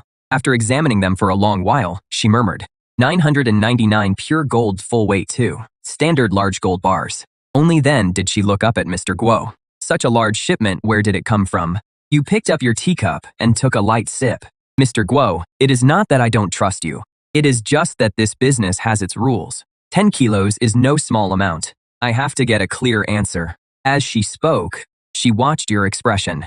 But you said nothing. You just glanced at Biao-ji. Biao-ji immediately got the message and hurried out. Then you took a gold bar out of the bag. With Sister Sue watching, you applied a little pressure. The gold bar was like putty in your hands. Someone with that kind of strength would have no reason to deal in a batch of dirty gold. She took a deep breath and named her price. 710 per gram for 10 kilos, that is 7 million. You didn't agree, but you didn't refuse either. What is the most you can move? A flicker of hesitation crossed Sister Sue's face. You were testing the limit of her entire network. Mr. Guo, if the goods are all this clean, I can move 50 kilos for you every month. So 35 million a month, too little. You slowly held up one finger. 100 kilos is a tenth of a ton. Sister Sue could no longer keep her composure. Mr. Guo, are you joking? 1 ton of gold at current market prices would mean nearly $1 billion in cash flow. Her operation simply couldn't handle something that big. Impossible. No private channel can move a ton of gold within a month. This isn't even just about money anymore. It is a direct challenge to the entire modern financial regulatory system, and cash flow in the hundreds of millions would definitely draw the attention of the authorities. That would be a huge problem. Of course, you'd already thought of that. So, what if I don't need all of it converted into cash? You mean an asset swap? I need an industrial park or a battery manufacturer. That unexpected answer left Sister Sue completely stunned. She hadn't expected you were moving gold, not for a life of luxury, but to build a real business. Someone who could crush a gold bar with his bare hands, someone who could produce a ton of gold every month, actually wanted to be an entrepreneur. This was no longer just a deal. It was a capital operation on a scale he couldn't even imagine. Mr. Lin, this is already completely beyond my authority. I need to report this to my superiors. You just waved your hand. I'm the boss. Suwan said, there is a huge deal, and the gold is clean with a large quantity. At that point, she glanced at you. For now, I only have 300 kilograms on hand. The other party can supply 1 ton a month. He currently has 300 kilograms in stock. After the call ended, Suwan went from leading the deal to being nothing more than a messenger. Mr. Guo, my boss wants to meet you in person. Tomorrow night at 7, same place. You nodded and pointed at the gold. Let's sell this batch first. As a show of good faith, we can offer 810 yuan per gram for this batch. In less than 5 minutes, 8 million was deposited into your account. After the deal was done, Suwan personally saw you off and stayed until you drove away in that van. After you left, Brother Biao came over with a flattering smile. Sister Sue, how did it go? As for Master Guo, from now on, anything involving Mr. Guo, don't ask a single question. Whatever he tells you to do, just do it. If anything goes wrong, no one will be able to protect you. Brother Biao felt a jolt in his heart. He nodded over and over like a pecking chick. After leaving, you didn't go back to the convenience store. Instead, you went to the wholesale center. When the salesperson from last time saw you, he immediately came out to greet you. Boss Lin, you're back. What do you need this time? Use this list. Multiply the quantity of every category by 10. The manager glanced at it. His hands trembled slightly.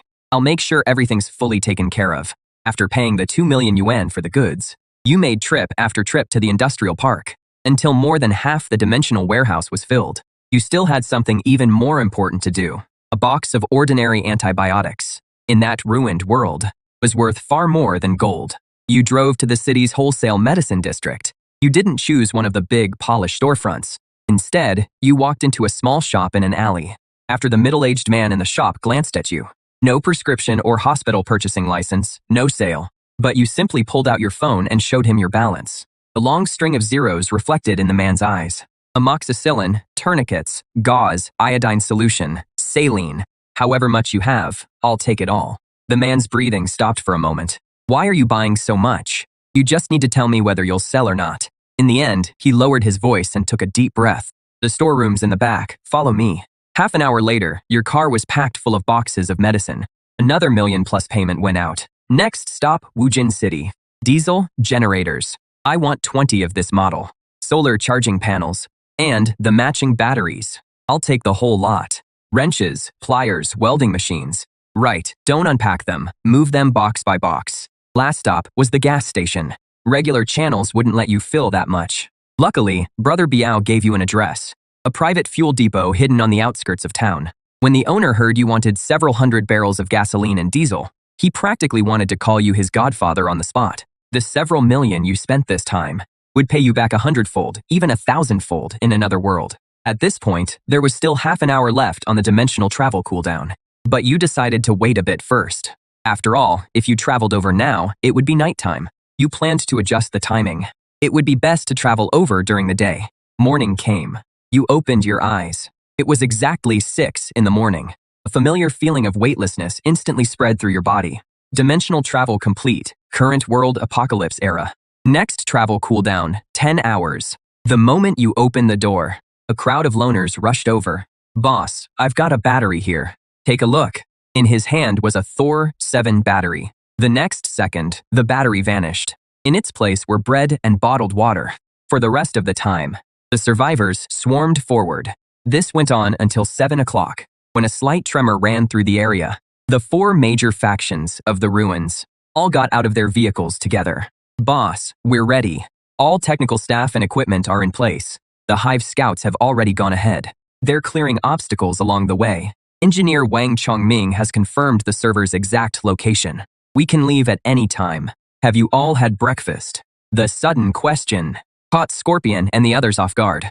Before they could answer, you gave a broad wave of your hand. A huge amount of instant noodles, self-heating rice, and canned food piled up into a mountain of supplies. The 4 of them swallowed hard. Even for them, getting enough to eat wasn't easy. As for eating well, that was even more out of reach. What are you all standing around for? It is from the boss. Go on. That shout was like lighting a fuse. The next moment, everyone lined up in an orderly way to get food. The soldiers' eyes instantly turned red. They stuffed food into their mouths in big bites. If even breakfast before departure was this generous, then if they really completed the mission, what would they get? Would they get meat with every meal? Just as everyone was enjoying the most lavish meal of the apocalypse, you made another move. Several more cardboard boxes hit the ground. This time, it wasn't food, but cigarettes. In the apocalypse, cigarettes were second only to crystal cores. As hard currency, hand them out. 2 packs for each regular soldier, and 1 carton for each awakened.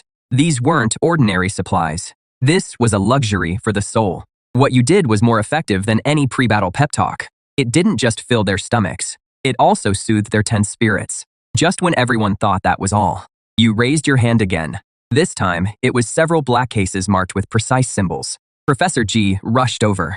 He opened one of the cases. Inside were reconnaissance drones. The other cases held matching radios, anti-jamming, ultra-long battery life, thermal imaging. With these, we can avoid 90% of the danger ahead of time. Scorpion, Bailu, and Hornet gathered around. Their breathing grew heavy. In the past, they could only rely on scouts risking their lives to search the way ahead, and communication basically meant shouting. This was a total game changer. With everyone fed and rested, all the fighters were in peak mental condition. Move out. The roar of engines merged into a torrent of steel, making the ground itself tremble. The 4 major factions of the ruins rolled towards Skydome Tech Park. Bedrock's heavy trucks led the way, using their rams to tear through abandoned vehicles blocking the road with ease. Ark's convoy held the center in support. Inside her vehicle, Bailu used drones to monitor the surroundings, calmly coordinating each unit's route.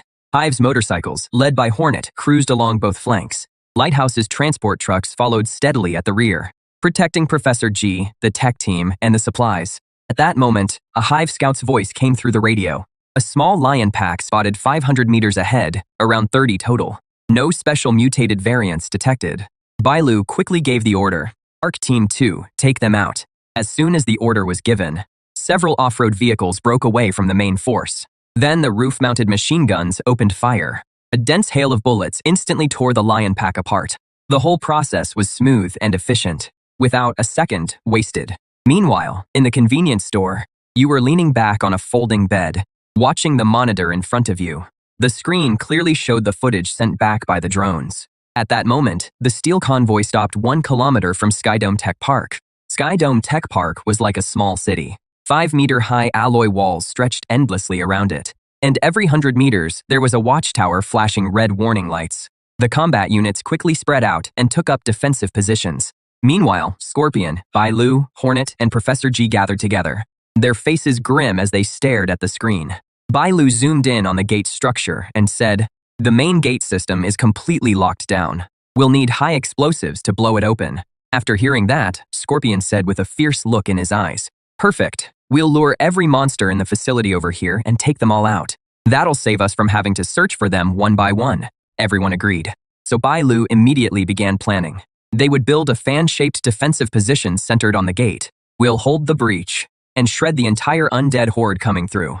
Lighthouse handles the demolition. Hive handles security and cleanup. Bedrock holds the front line. Move out." As soon as the order was given, the 4 major factions sprang into action.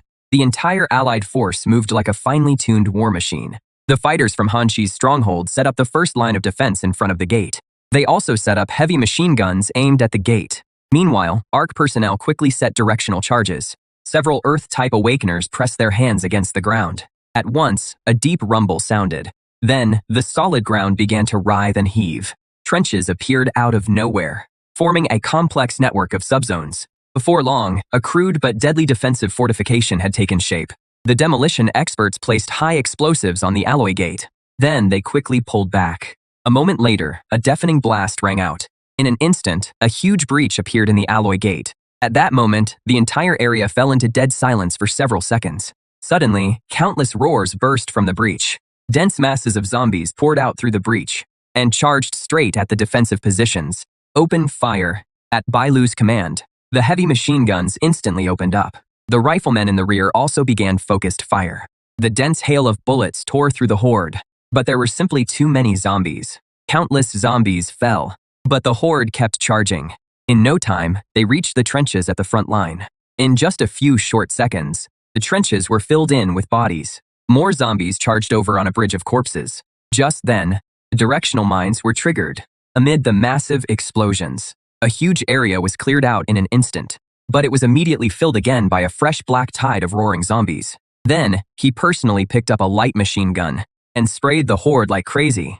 The rock soldiers behind him also held the line with everything they had. The monitor showed flesh and blood flying everywhere. Everything was under control. You watched it all with a blank expression. You raised a hand and used a drone to look over the entire tech park from above. The zombie horde inside was visibly starting to thin out. At that moment, Nightingale appeared at the corner of the street. A group of awakeners followed behind her. Everyone stared at the store's shelves, packed with goods. Their eyes were full of greed and desire. Nightingale, however, stayed perfectly calm. She looked straight at you and got right to the point. "I heard you're attacking Skyvault Tech Park. The people behind me and I can help." At that, your gaze swept over the group. Then the corner of your mouth curled into an amused smile. "Help, Bailu and Scorpion, are already enough." Nightingale's expression grew a little complicated after hearing that. She took a deep breath. "Whatever they can do, we can do too. We can do it even better." That immediately piqued your interest. So you pointed at the monitor in front of you and said, "See that gap?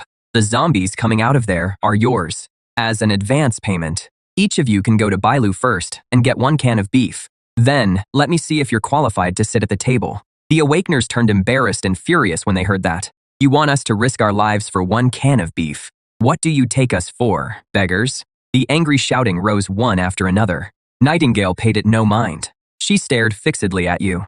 "All of you, shut up. If you want to leave, get out now. If you want to stay, come with me to get the cans, then get to work." With that, she strode toward the tech park, leaving the Awakeners behind, staring at one another.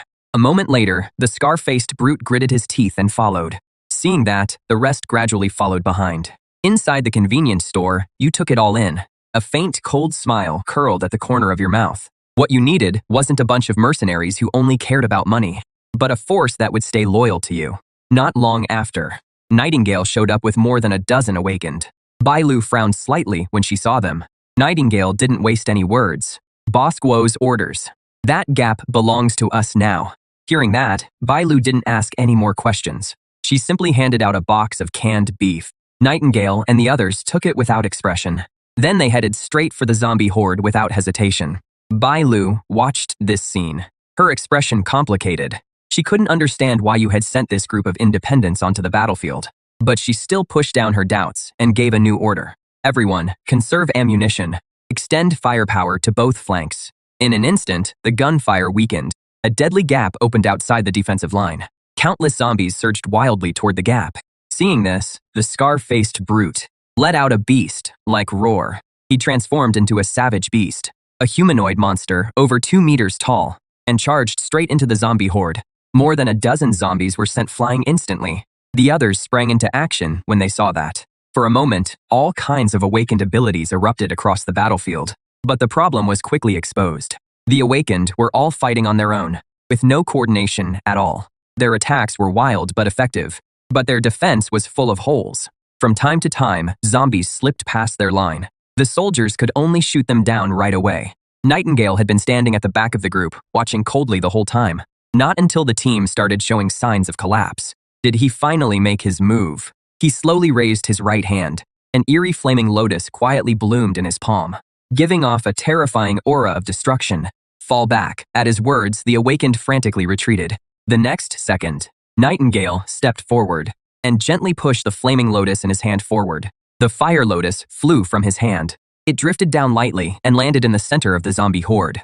In an instant, it turned into a storm of fire. It completely swallowed up an area dozens of meters across. Hundreds of zombies were burned to ash in the intense heat. A moment later, the flames died away. Everyone stood there, frozen in shock. At that moment, you looked at the monitor and smiled. This Nightingale is interesting, strong enough, and level-headed. As for the others, they're nothing but a mob.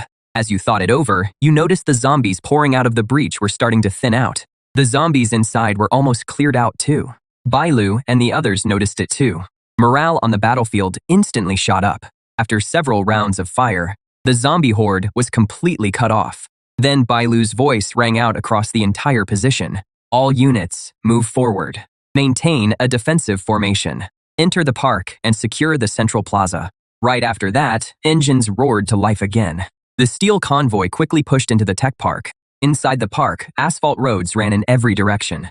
Futuristic buildings towered everywhere. Before long, Professor G successfully connected to the park's local network. He projected a 3D map into the air. Bailu quickly divided the map into 4 sectors. Splitting up would maximize efficiency. Hanshi will clear out the eastern sector. Zhongyuan will go with them to check whether the production line is intact. Feng Chao will clear the perimeter and the rooftops. Feng Zhou will handle the western administrative building and the data center. Deng Te will escort Professor Ji and Wang Chongming into the R&D building. Find the main server. Moments after the order was given, the joint force quickly split into 4 groups. They rapidly advanced toward their assigned target areas. Meanwhile, Nightingale and the others were left behind where they stood. Each of them had a complicated look in their eyes. They could only watch as the 4 major factions left. Just then, Bailu came back. Boss Guo sent word. He wants you to clear the 6 dorm buildings on the north side. Any problems with that? Nightingale gave a slight nod. Then, she started walking toward the dorm area. Seeing this, the people behind her quickly followed. At that moment, the Deng Te team arrived in front of the RID building. Professor Ji immediately sent people to clear the passageway. Then he and Wang Chongming took the elevator down to basement level 3. A moment later, the elevator doors slid open silently. At the end of the corridor on basement level 3 was a blast door. When Wang Chongming saw it, he quickly walked over. He entered a string of numbers into the control panel beside the door. Then came a click. The heavy mechanical lock began to turn. Then, the blast door slowly opened.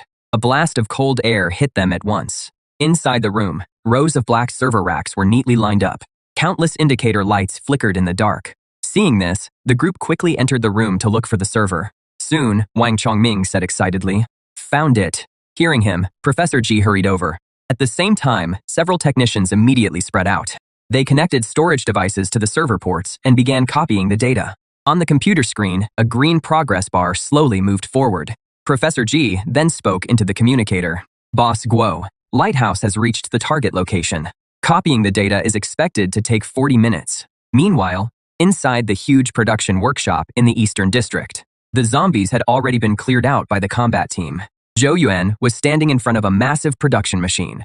His fingers moved quickly across the control panel. Soon, the indicator light above the machine changed from red to green. When Zhou Yuan saw it, he shouted excitedly, "The main structure of this production line is intact.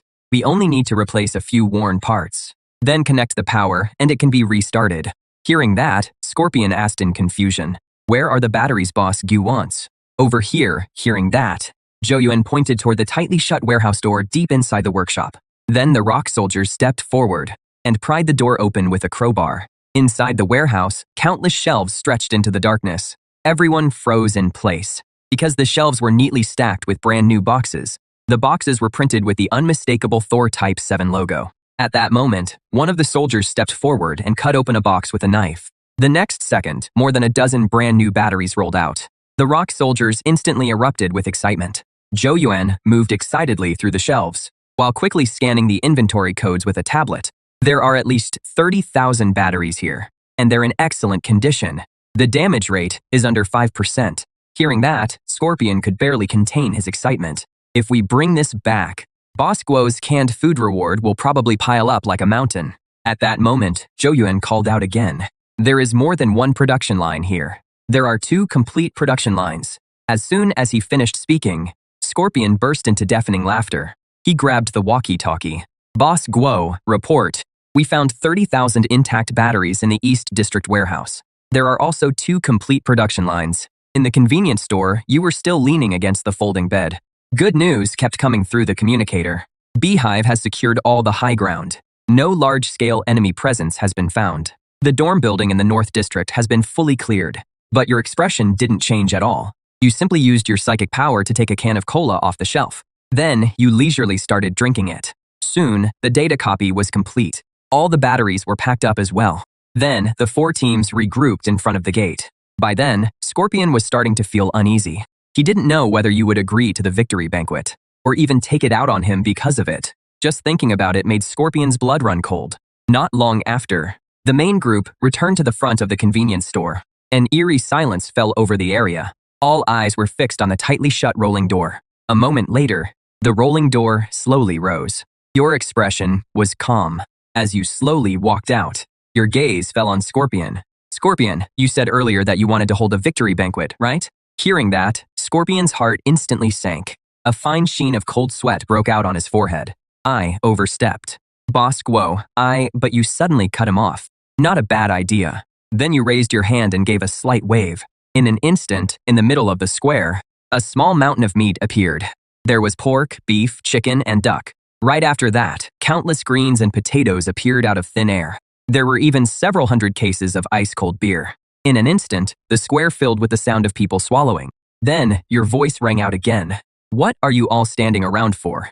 There is plenty of meat today. As soon as the words were spoken, the whole crowd fell into a brief dead silence. Then, thunderous cheers rose into the sky. The soldiers could no longer hold back. They all rushed toward that mountain of meat. A moment later, the Kanchi warriors set up grills and lit the charcoal.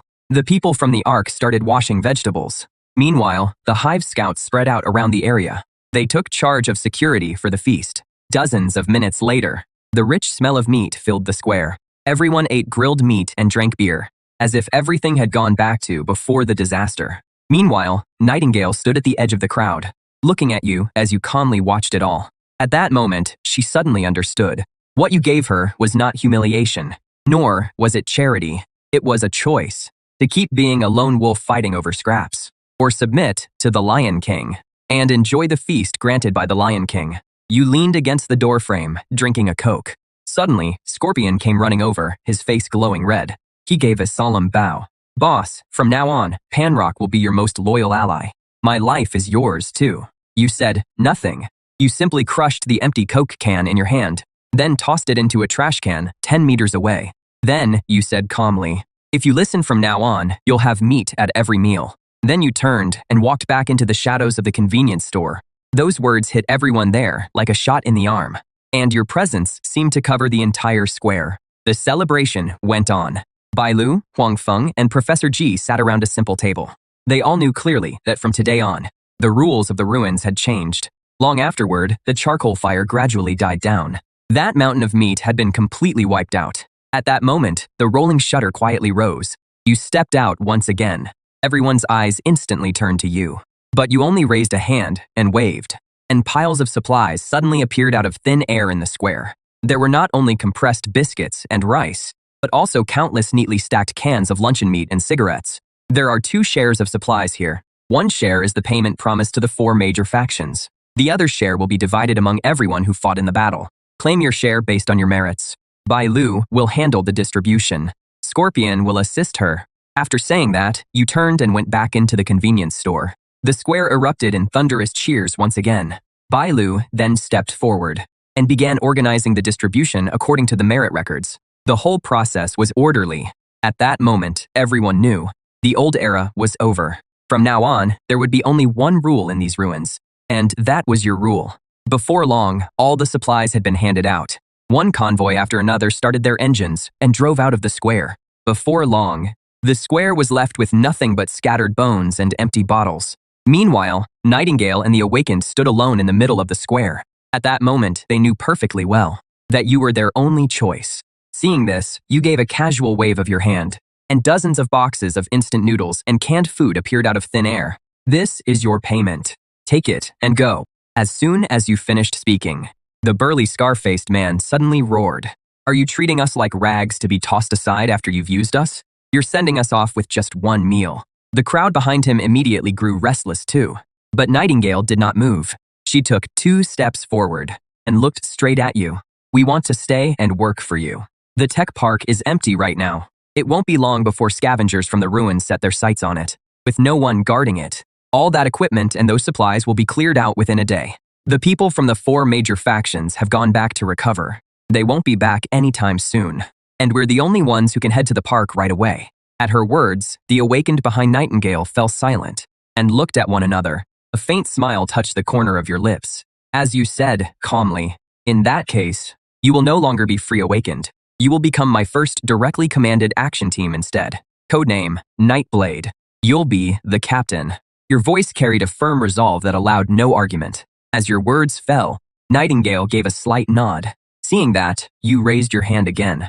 The next second, a brand new diesel generator landed on the ground.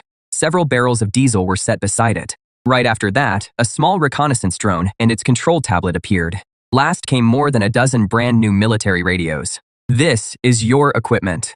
Now take your payment and your equipment and head to the technology park immediately. Set the dormitory area as your temporary base. Even if a single rat slips in, report it to me. Everyone stared at the equipment, wide-eyed. Even Nightingale showed a hint of barely contained excitement. She suddenly turned to look at her companions and barked sternly. Everyone, check the supplies and prepare to move out. This time, she was answered by a perfectly unified shout. Yes, Captain. Then everyone began moving the supplies. After that, they drove off toward the technology park in a cloud of dust. You pulled back your gaze and slowly pulled down the rolling shutter. Silence returned to the convenience store. You stared at the complete, intricate industrial design blueprints on the computer screen. The Thor 7 battery production line, process flow, and technical documents. A smile tugged at your lips, and then you returned to the real world, using the gold in the warehouse as startup capital and high-energy batteries as the foundation. You would build a real business empire of your own. News of this operation quickly spread across the wasteland. More and more people flocked to the square. Before long, a huge crowd had gathered. At that moment, you appeared in the doorway. But you didn't take out any food. You simply said coldly, I'll repeat my rules one more time. Use the valuable things you find to earn the right to survive. As your words fell, you appointed just one man as the temporary manager. At that point, a crude but efficient trading market began operating. The survivors lined up one after another to trade for supplies. Meanwhile, you sat in the convenience store and stored this old world's trash in your dimensional warehouse. Time passed, second by second. Dimensional travel cooldown complete. At that moment, you looked up toward the square. The line had only gotten longer, already stretching several hundred meters away. Seeing this, you say to the temporary manager, trading ends promptly at 5. No one will be served after that. Hearing that, the manager shudders. Then he shouts at the crowd with all his might. Boss Guo has spoken. Trading ends promptly at 5. If it is not your turn, come back early tomorrow. You nod in satisfaction. This temporary manager is pretty capable. He is a real talent. Then, you pick up the walkie-talkie, call Nightingale and have them send 2 people over. After trading ends, take the manager to the tech park and arrange a place for him to stay. As soon as you finish speaking, the manager trembles with excitement. He immediately turns around and kowtows 3 times toward the convenience store. You turn your attention back to the computer and carefully go over the information once more. At exactly 5, trading ends. The 2 team members sent by Nightingale have also arrived. The survivors leave one after another. No one dares cause trouble. Soon, the square falls silent again. Then, with a thought, the air around you begins to warp. A blurry vortex instantly appears before your eyes. In the blink of an eye, you return to the real world. There are still 2 hours left before your meeting with the boss behind Suwon. You immediately head to the most upscale mall downtown and walk straight into a top-end menswear store. Half an hour later, you walk out wearing a tailored dark gray suit. At this moment, you are no longer the owner of a convenience store, but a true member of high society. 7 o'clock that evening. Jingshan Tea House.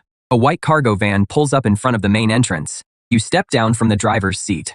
Suwon is personally waiting at the entrance to greet you, but you pay her no mind. You simply walk to the back of the van, then take out 2 metal cases from the rear compartment. The corners of the metal cases are slightly warped from the weight. At the sight of this, Suwon's pupils contract sharply. 300 kilograms of gold are split between the 2 cases. Each one weighed 150 kilograms, yet you carried one in each hand with ease. Suwon took a deep breath. She forced down the shock inside her. Then she turned to the side and motioned for you to follow. The boss is waiting. Then she led you through the gate. You sensed several cold presences in the shadows of the courtyard, like a group of venomous snakes lying in wait. Soon, Suwon led you to a study deep inside the main building. Inside the study was a rosewood desk and walls lined with books. An elderly man was sitting behind the desk. He was holding a thread-bound ancient book, completely absorbed in it. Seeing this, Suwon gave him a deep bow. "Old Tang, Mr. Lee is here." At that, Old Tang closed the book. Then, he turned his gaze to you. You calmly looked back at him. Then you dropped the 2 cases heavily onto the rosewood desk. The whole desk let out a loud bang. 300 kilos of goods. Check them. At that moment, Old Tang raised his brows. He didn't touch the 2 cases. He only slowly picked up the desk phone. Soon, there was a knock at the door. A middle-aged man in gold-rimmed glasses walked into the study. He was carrying precision testing equipment. Then he reached out and flipped open the case lids. Inside, gold bars were neatly stacked in the cases. Then the middle-aged man began spot-checking and weighing them one by one. The inspection was finished quickly. The middle-aged man said, "Old Tang, 600 gold bars. Total weight, 300 kilograms. All of them meet the purity standard." At that, Old Tang waved his hand. Seeing that, the middle-aged man and Suwon left the room together. Old Tang laced his fingers together on the desk. "I can offer 246 million for this batch of gold." Suwon said, "You want a battery company." With that, Old Tang pushed a tablet towards you. The screen showed information on 3 companies. You didn't even look at it.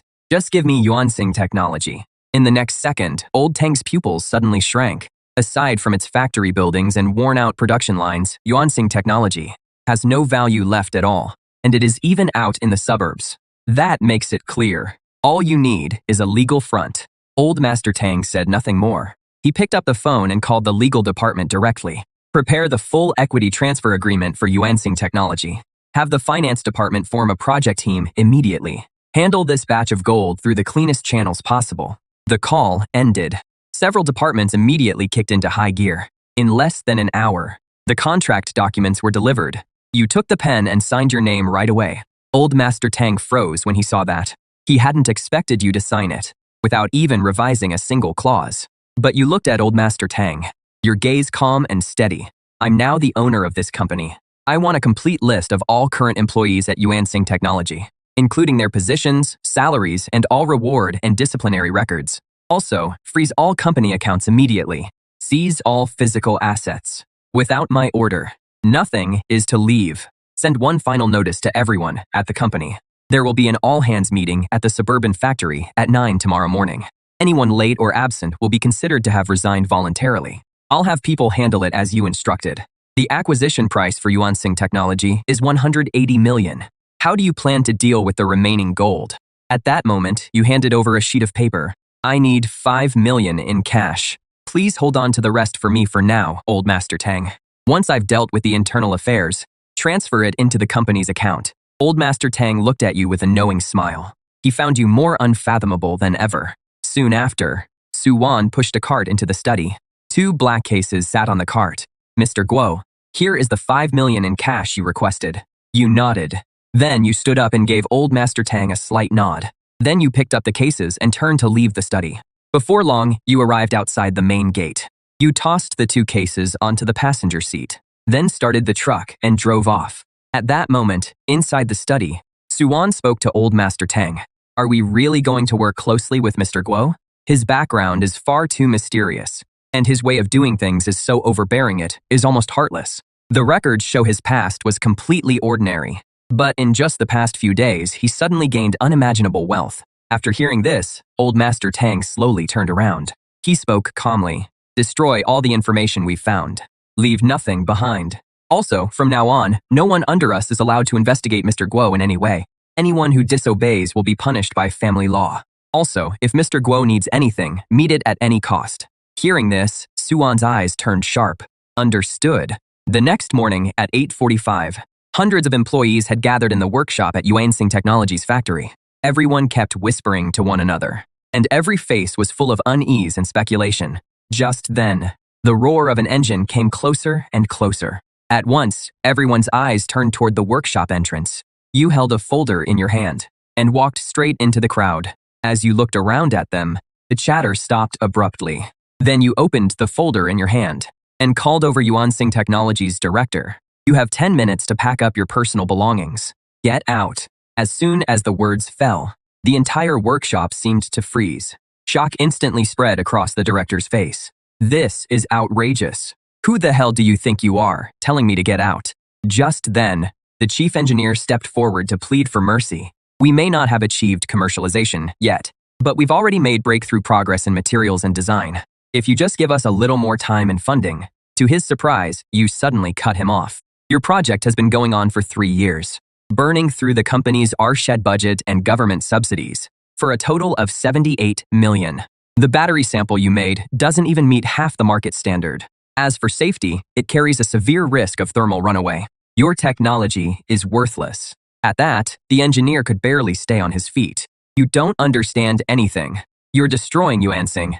But you said coldly, Yuansing will only be ruined in your hands, and I will lead Yuansing to a fresh start and completely overturn the entire battery industry. The moment those words were spoken, everyone looked at each other. Doubt and unease began to spread. Seeing this, you continued speaking and called in several executives one after another. Then you laid out the evidence of each person's embezzlement one by one. Only then did everyone realize you hadn't come to negotiate at all, but to settle accounts. As you finished reading the last name and their crimes, the executive team completely lost its swagger. The threat of prison hung over every one of them. Even the directors had gone completely pale. But it still wasn't over. You kept calling out names, your voice like a cold scythe. From the production line to the warehouse department, even the logistics support team, every person you named had been cutting corners and neglecting their duties. Faced with the hard evidence, not one of them could say a word in their defense. They could only slink out the door under everyone else's contemptuous stares. More than 10 minutes later, the workshop had lost nearly 1/5 of its staff. Everyone who remained was silent with fear. The air was filled with an unprecedented. At that moment, you closed the folder. Then, under everyone's gaze, you took a briefcase out of the car. You threw the case into the middle of the workshop. Then you opened it in front of everyone. Inside were stacks of neatly arranged red banknotes. 5 million in cash was laid out in plain sight just like that. You said calmly, "This money is for you." The money those people embezzled and skimmed was far more than this. Starting today, everyone who stays gets a 50% raise. The wages the directors withheld will be paid in full before production resumes. Everyone, line up now. Each person gets a 10,000 yuan bonus. As soon as the words left your mouth, the workshop fell silent for a brief moment. Then thunderous cheers erupted like a volcano. At that moment, all the earlier unease and suspicion burned away. Before long, a long line formed on its own in front of the cash case. After receiving the money, everyone gave you a deep bow. But then an abrupt, discordant voice broke the moment. Suddenly, an assistant engineer from the RID department spoke calmly. "Director Guo, my name is Sun Lei. I used to work under Chief Engineer Chen doing materials testing.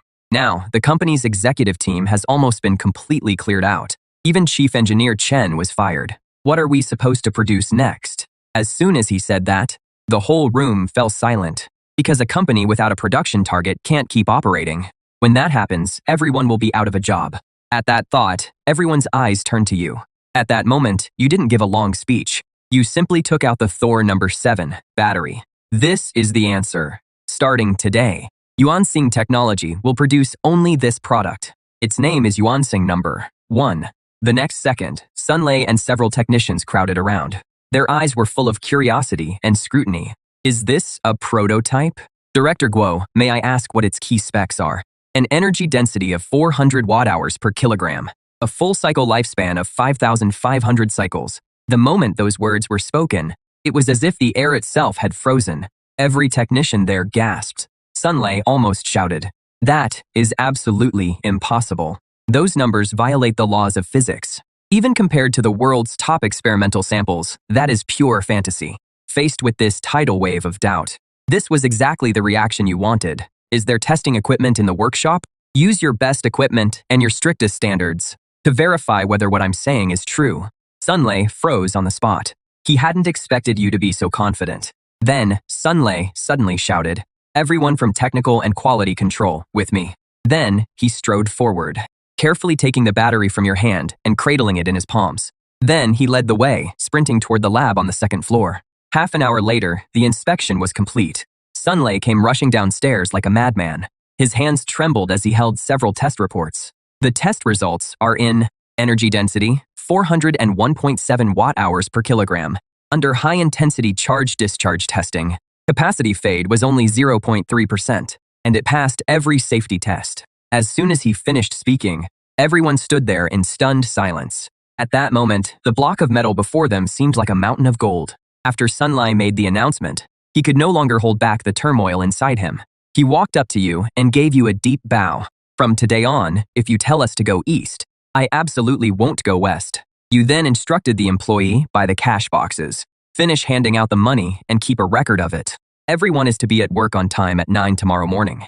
After saying that, you turned and left. Under the fervent gaze of hundreds of people, you rode off in the truck, trailing a cloud of dust. Inside the truck, you picked up your phone and called Su-Wan. "I need you to take care of a few things. Receive the technical files I'm sending you. File the patents in the name of Yuansing Technology as fast as possible. Classify all technical details as top secret. Also hire a top-tier professional manager to run the company. Then recruit a group of the country's top battery experts. Finally, arrange a press conference for me. Set it for 3 days from now." On the other end of the line, Su-Wan's eyes sharpened. She was shocked by your swift, decisive way of doing things. "Understood, I'll get on it right away." With that, you hung up. In the study, Su-Wan repeated your requests to Old Tang word for word. After hearing them, a clear look of emotion appeared on Old Tang's face. "Do exactly as he says. Use every connection and resource we have. Cooperate with him at any cost. Let's see what kind of surprise he brings in 3 days." Soon, the forces under Old Tang went into overdrive. Within half an hour, top patent firms received encrypted technical files, and 3 top headhunting firms received the same assignment. At the same time, article after article took over the tech headlines, pushing Yuansing Technology into the spotlight. Meanwhile, you restocked supplies as usual, and then set out for the apocalypse world. You contacted forces such as Panshi and Ark, and told them to bring crystal cores and gold for trade. At the same time, you sent people to Tianchong Tech Park to move the batteries, and completely dismantle the production line. Next, you called Nightingale over. First, you gave her some new supplies, then had her meet with people from the 4 major factions. You knew very well that Nightingale and the others alone couldn't protect the entire Tianchong Tech Park. So you instructed Nightingale to start recruiting Awakened. The plan was to increase the number of Awakened to 100. The cooldown for this jump turned out exactly as you expected, dropping to 9 hours. It was steadily getting closer to unlimited traversal, and you stayed there for more than 10 hours. The survivors from the ruins brought a large amount of goods. Trade completed. You got over 200 kilograms of gold and 30 grams of crystal cores. You stored the gold in the dimensional warehouse and absorbed the crystal cores directly. A moment later, your power was strengthened again. The dimensional warehouse's capacity increased to 4,000 cubic meters, while your telekinesis was enhanced to lift objects weighing 300 kilograms. It could also compress and accelerate metal even further. After finishing all that, you returned to the real world and slept soundly. You didn't go to Yuansing Technology until the next day. At that moment, the factory grounds were livelier than ever. The employees couldn't hide the smiles on their faces. Every so often, a burst of exclamations would come from the lab, all of them marveling at the battery's performance. And you sat in the office, having just hung up with Su-Wan. She was on her way with the talent you wanted. An hour later, There was a knock on the office door. Then, a short-haired woman walked in. The visitor was Jiang Yi. Su-wan followed behind her. Before you could speak, she asked, "Time is precious. Let's not waste it on small talk." The headhunting firm said, "You're about to launch a product that will change the world with this company that is on the verge of bankruptcy, because I can offer something no one else can. A product powerful enough to put every battery maker in the world out of business." At that, Jiang Yi let out a cold laugh. "I've been in this industry for 10 years. I've seen too many young people like you. Young people who dream of changing the world. Without exception, they all became the laughingstock of the industry. I came here for just one reason. What makes you different from them?" As soon as she finished speaking, you suddenly smiled. Then you got up and walked to the door. "Come with me." Jiang Yi froze for a moment when she saw that. Then he quickly caught up with you. Su-wan hurried to catch up too. Before long, you arrived at the quality inspection lab on the second floor. You told Sunlei to bring over the quality inspection report. After Jiang Yi took the report, he kept scanning through it. A few seconds later, his eyes were full of mockery. "Falsifying data takes skill. This report of yours is full of holes." At that, Sunlei's face turned red. He quickly argued back. Every single data point was tested by US personally. But Jiang Yi just looked around at the equipment in the lab. Then a scornful smile curled at the corner of his mouth. "Using these 20-year-old antiques. Even now, your expression didn't change at all. How do you want to test it? Simple." As he spoke, Jiang Yi took a USB drive out of his bag. "This has a top-tier battery testing protocol I developed before. It is more than 5 times stricter than the national standard. Your batteries need to be tested again under it. My people will handle every test from start to finish. And it has to be done at an internationally certified third-party testing facility." "Fine, Su-wan, help me contact Elder Tang. I want to use Zhonga Testing's lab." Right now, the moment those words were spoken, Jiang Yi froze on the spot. He hadn't expected you to agree so readily, or to use the most advanced lab. Su-wan immediately took out her phone and made the call. In less than 10 minutes, Su-wan quickly walked over to your side. "Mr. Guo has already made the arrangements. The lab will be open to us for the next 24 hours. Hearing that, you picked up Yuansing number 1 from the table. Then, you left with the others. Soon after, you arrived at Zhong Testing Center. Jiang Yi led his team straight into the core lab. He plugged the USB drive into the computer, then placed the Yuansing number 1 battery into the testing equipment.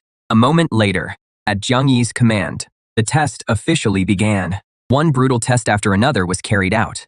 For a while, the entire lab was silent except for the sound of the machines. Everyone held their breath, waiting for the testing to finish. As time passed, Jiang Yi and his team grew more and more alarmed.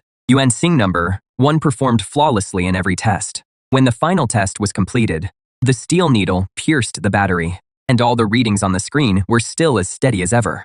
The entire lab fell silent. Jiang Yi looked at the almost perfect test report, and only after a long pause did he say 3 words. "A new era." Jiang Yi slowly turned around and looked at me. "I'm in, but I still have one question.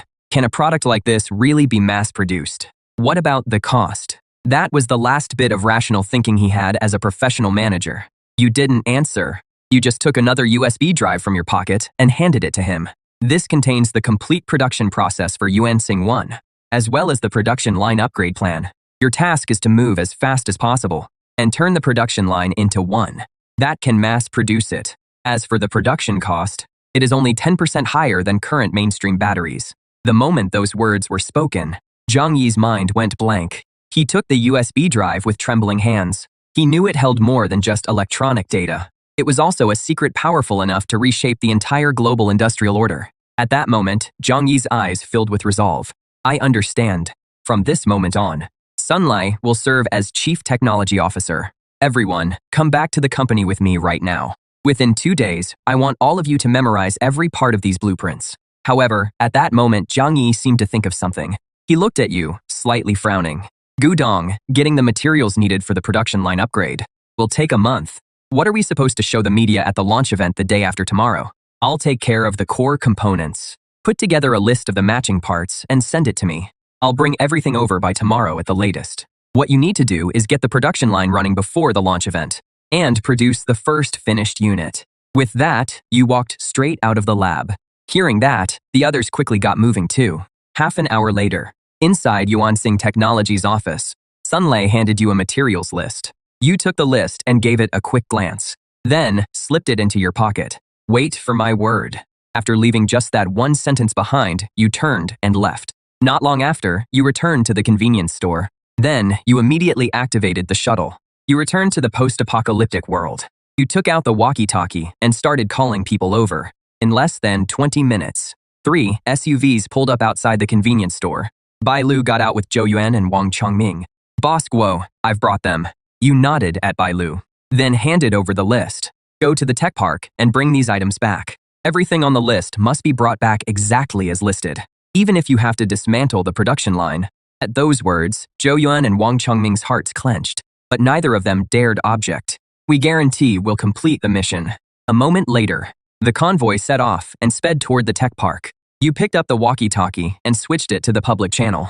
This is Xiao Guo. It is time to trade. Bring gold and crystal cores to trade for supplies. The moment you finished speaking, replies started coming in one after another. Over the walkie-talkie, Hanshi outpost copies, Hive copies, Lighthouse copies, Arc copies. Then you switched to the encrypted channel again. How is Nightingale's recruitment coming along? We've preliminarily selected 30 awakened ones. As instructed, we're conducting the second round of loyalty screening. Good.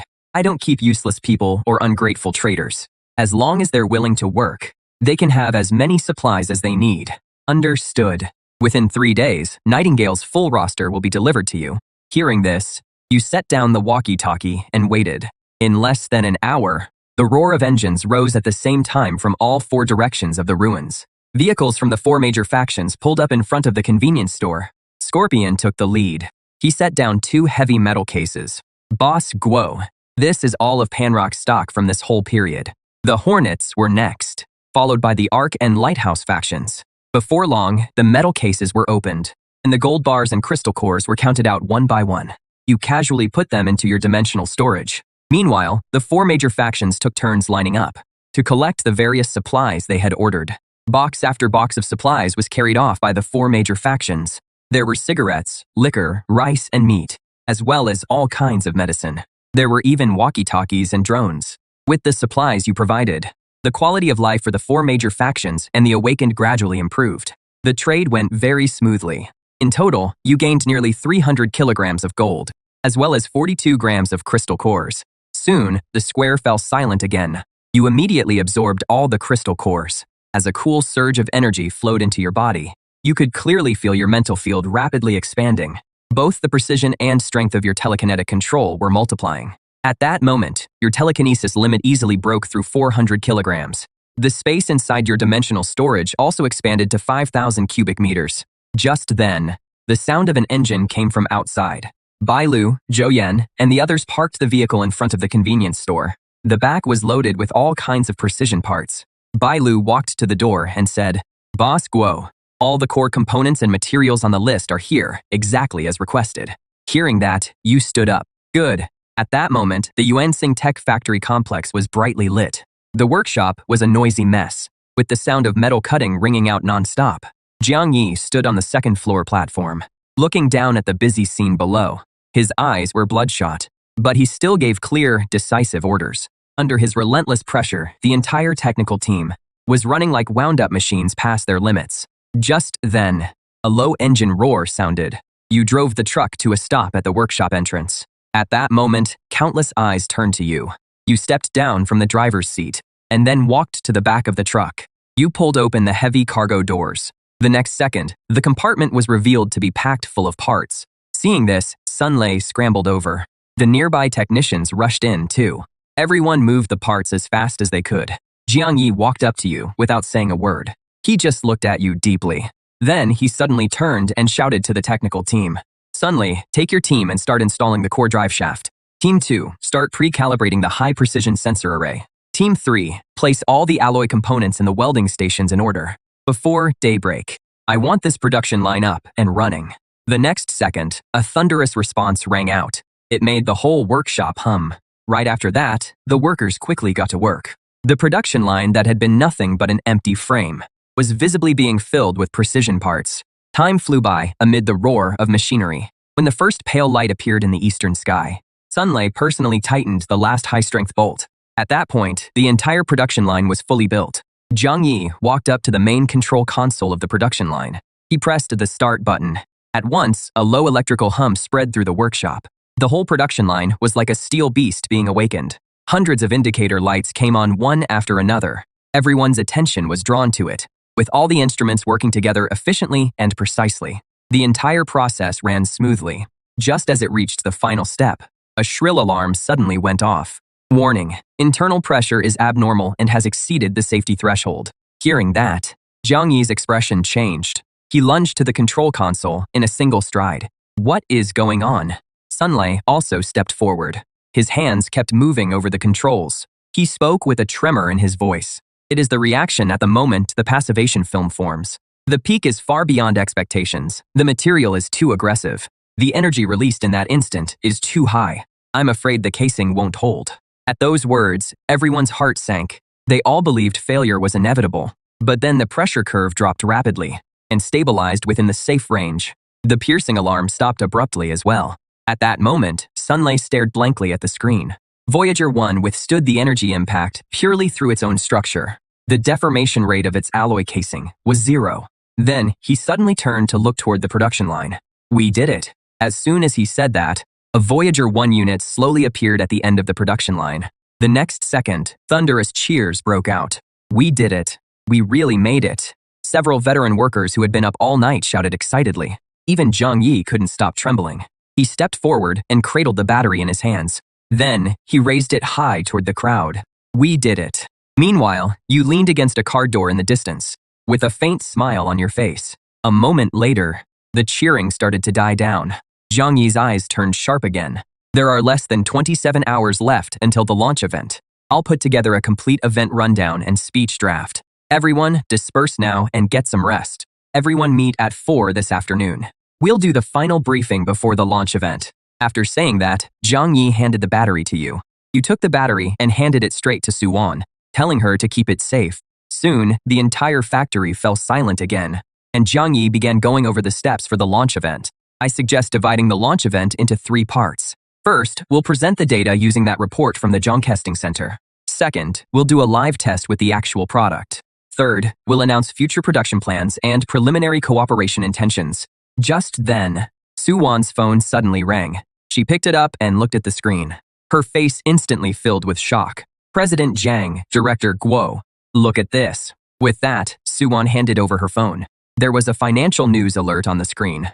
Tianheng Energy CEO Zhou Zhen gave an interview and attacked Yuansing Technology as if he were the industry leader. He claimed Yuansing Technology's production line had long been abandoned and that it didn't even have the most basic battery production qualifications, and called for a boycott of this kind of market-disrupting report. There was also a photo of a rundown production line attached at the end.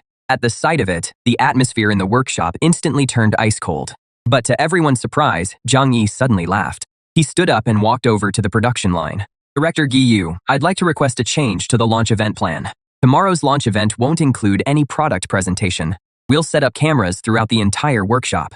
We livestream ourselves making a brand new Yuansing, one on site for the whole world to see, and immediately put it through hell mode testing. Then, in the end, we'll take it apart in front of everyone, so the whole world can see with their own eyes. That Yuansing number 1 isn't just an empty shell. Can we handle the media and the live streaming platforms? We can. Zhang Yi's voice was firm and unwavering.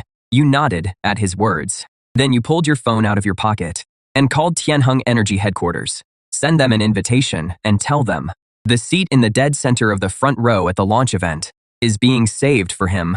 Not long after, in the chairman's office at Tianheng Energy, Zhou Zhen had just finished a meeting with investment firms. He had made Yuansing Technology a byword for a capital scam. That interview had taken over the headlines of every major financial outlet. In his view, this war was already over. But just then, his chief assistant walked into the office. Mr. Zhou, they've invited you to tomorrow's product launch. Zhou Zhen took the invitation and opened it. Looking at the provocative words on it, anger rose in Zhou Zhen's heart. Very well. Tell them this. I accept their invitation. I want to see for myself how they're going to end this. The assistant nodded. Then he quickly left the office. That afternoon, online public opinion completely exploded. First, Tianheng Energy's official account made a high-profile announcement that Chairman Zhou Zhen would attend Yuansing Technology's launch event by invitation. to expose the chaos in the industry and uphold market order. Right after that, Yuansing Technologies' official account posted a poster. There were only a few bold lines on it. We're doing just one public demonstration. From components to battery. From production to disassembly. Tomorrow at 10 a.m. Tune in to the global livestream. The poster hit public opinion like a bombshell and quickly turned the launch event into the focus of nationwide attention. At this moment, inside Yuansing Technologies' factory complex, Sunlei was leading several technicians in inspecting the production line. Jiang Yi then came over to you. Boss Guo, dressed like that. I'm afraid you won't command the room tomorrow. Hearing that, you looked down at what you were wearing. You're right. Then you and Jiang Yi headed to the most upscale luxury mall in the city. Soon, you pulled up to the mall entrance in a truck. Then, you and Jiang Yi went into a high-end suit shop. As soon as Jiang Yi walked in, he said, "We need suit fabric for tomorrow. Something that can command the room, but not too flashy." Hearing that, the master tailor looked you over. He sized you up in just a few seconds. He turned and pulled out several fabric samples. How about these high thread count Italian wool fabrics? After hearing that, Jiang Yi picked one up and ran his hand over it. This one. Next came the tedious but efficient measuring and fitting process. Just then, a snide voice rang out. "Well, if it isn't Boss Guo, do you really think the money from your little convenience store is enough to buy even a scrap of fabric here?" As soon as the words fell, Wang Hao walked in through the door with Zhang Qian in his arms. When Zhang Qian saw you, a look of disdain appeared on her face. "Wang Hao, don't say that. The clothes here aren't cheap." Maybe Xiao Guo really turned things around and even paid off that debt of over 300,000. By now, you had long since left the past behind. So from start to finish, you said nothing. You simply stayed calm and let them continue taking your measurements. But being ignored like that made Zhang Qian feel embarrassed and angry. At that moment, Jiang Yi instantly understood the relationship between you, so he stepped half a pace forward, his eyes settling on Wang Hao.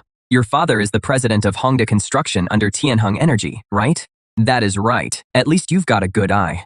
Wang Hao assumed Jiang Yi was trying to curry favor with him, but to his surprise, Jiang Yi said calmly, "The funding chain for the Chengyan real estate project has broken. To cover the gap, your father diverted 300 million in special bank loans. Hongda's cash flow is probably under 20 million by now, but the 15th of next month is the final repayment deadline, right?" As soon as the words left his mouth, Wang Hao froze in place, his face full of shock. He couldn't understand how Jiang Yi knew all those inside details. In an instant, everything Wang Hao had been bragging about was torn to pieces. Jiang Yi couldn't even be bothered to look at him again. He turned to the master tailor and said, "Make 2 top-quality shirts in this size, along with 3 ties. Deliver them with the clothes to this address before 9 tomorrow morning."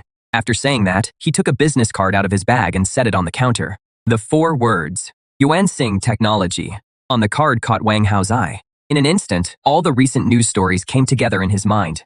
The next second, Wang Hao let out an almost hysterical laugh. "The president of a scam company has no right to investigate my family's company." Zhang Chen also remembered the trending story she'd seen online and started sneering. "I thought you'd hooked up with some rich older woman, but it turns out you just found yourself a con artist. You two really are a perfect match." At that moment, Jiang Yi looked at the two of them calmly, but Wang Hao walked right up to him and nearly poked him in the face with his finger. "Get on your knees and apologize right now. Otherwise, one phone call from me can shut your company down." At that, Jiang Yi stepped sideways and blocked Wang Hao. When Wang Hao met your cold gaze, he instantly grew a little flustered. But you didn't make a move. You just said calmly, 10 o'clock tomorrow morning, Yuansing Technologies factory. You're welcome to bring your media friends with you. After saying that, you didn't look at him again. You just gave Jiang Yi a slight signal. And then the two of you left one after the other. At that moment, a wave of humiliation washed over Wang Hao. Your words kept echoing in his ears. Like the pity of the strong toward the weak, not even worth an explanation. A vicious glint flashed in Wang Hao's eyes. "Fine, I'll make sure everyone sees what kind of clown you really are." At 9 o'clock the next morning, the once deserted industrial district on the east side of the city became the focus of the whole city and even the entire nation. The entrance to Yuansing Technologies factory was packed tight. News vans from major media outlets had practically blocked the road. There were even plenty of influencers holding up their phones and live streaming. Just then, a stir went through the crowd. A Rolls-Royce Phantom slowly drove into view. It stopped at the factory gate. Zhou Zhen stepped out, surrounded by bodyguards. He wore a gentle, confident smile. At once, camera flashes went off all around. The reporters instantly rushed forward to interview him. Do you have evidence that Yuansing Technology committed fraud? What do you think of this suicidal live stream stunt? Hearing that, Zhou Zhen stopped in his tracks. He smiled at the cameras. I'm not here today to attack anyone. I'm only here as someone who has spent half his life in the battery industry, to personally witness the rise of this so-called industry newcomer. As for what the truth is, I believe the facts will give us the best answer. After saying that, Zhou Zhen walked into the venue. Just then, a red Ferrari pulled up at the entrance. Wang Hao got out with his arm around Jiang Chen, looking smug and full of himself. Behind him followed that group of media friends of his. A moment later, Wang Hao entered the venue with Jiang Chen, surrounded by the crowd. Inside the factory, the audience seating was simply divided into several sections. All of them faced the production line. And beside the line, more than a dozen HD cameras had been set up. They could capture every detail of the production line. The whole venue was strangely quiet. Everyone was stunned by the scene before them. Time passed second by second. At exactly 10 in the morning, all the lights in the venue suddenly went dark. The whole world's eyes were fixed on this place. In the darkness, a spotlight shone down from the ceiling. It lit up the futuristic production line. At the same time, the live camera moved in. The image was shown to everyone on the big screens. At that moment, people in the venue began murmuring among themselves. Meanwhile, Zhou Zhen sat in a reserved front row seat, his brows tightly furrowed. He immediately sensed that something was off. Looking at this production line that was beyond anything he understood, Zhou Zhen's unease quietly grew. Just then, Zhang Yi walked in with steady steps. He went straight to the front of the production line and stopped. Friends from the media. Good morning, everyone. I'm Zhang Yi, president of Yuansing Technology.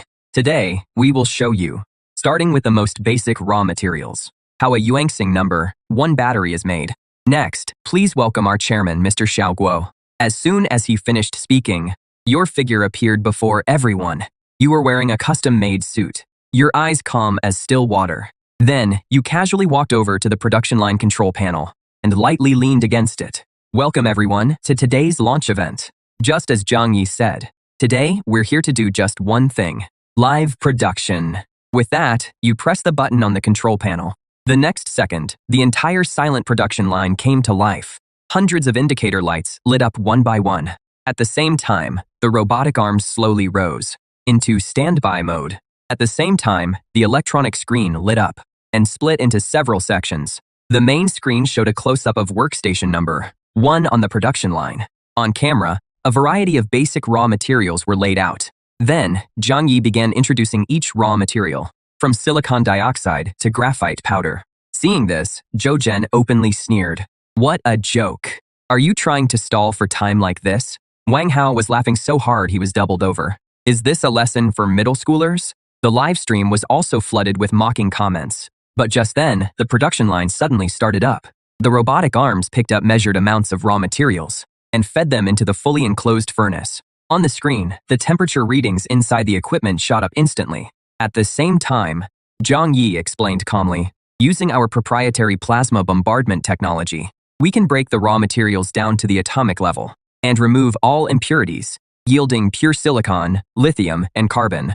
Then we restructure the silicon atoms to form a unique three-dimensional porous silicon-carbon framework. That is the key to its ultra-high energy density and stability. Every word Zhang Yi said hit like a bombshell. The smile on Zhou Zhen's face froze completely. Those technical terms he had only ever seen in cutting-edge journals, or even only heard of in science fiction novels. At that moment, Zhou Zhen suddenly sat up straight and stared at the rapidly changing data. Every data point on the screen matched the process perfectly. A moment later, Zhou Zhen lowered his voice. He ordered the technical director, check it for me. Where exactly did all this come from? However, cold sweat broke out on the technical director's forehead. Mr. Zhou, we've already looked into it. There are no more than 5 labs in the world that can achieve this kind of technology, and the samples they produce are only measured in milligrams. Hearing this, Zhou Zhen's heart slowly sank. Just then, the production entered the next step. At the same time, Zhang Yi continued explaining. One technical term after another came out. When Zhou Zhen suddenly jerked his head up, a fierce glint flashed in his eyes. I found the flaw in this scam. This must be a pre-recorded video. As long as I make a demand they can't meet, this scam will be exposed on the spot. Thinking that, Zhou Zhen stopped hesitating. He shot to his feet, cutting off Jiang Yi's explanation. Mr. Jiang, please wait a moment. The technology you're showing is indeed astonishing. But how can I be sure this isn't just a professionally made video? The moment he said that, the crowd instantly erupted.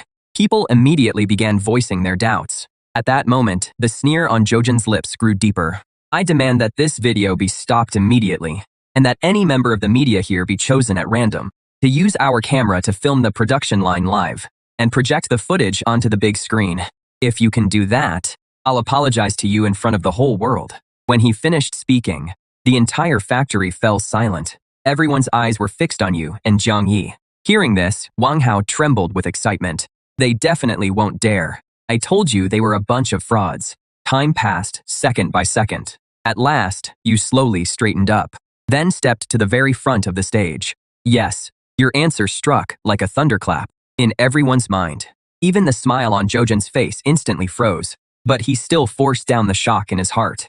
Chairman Guo, you've got guts. In that case, let's begin.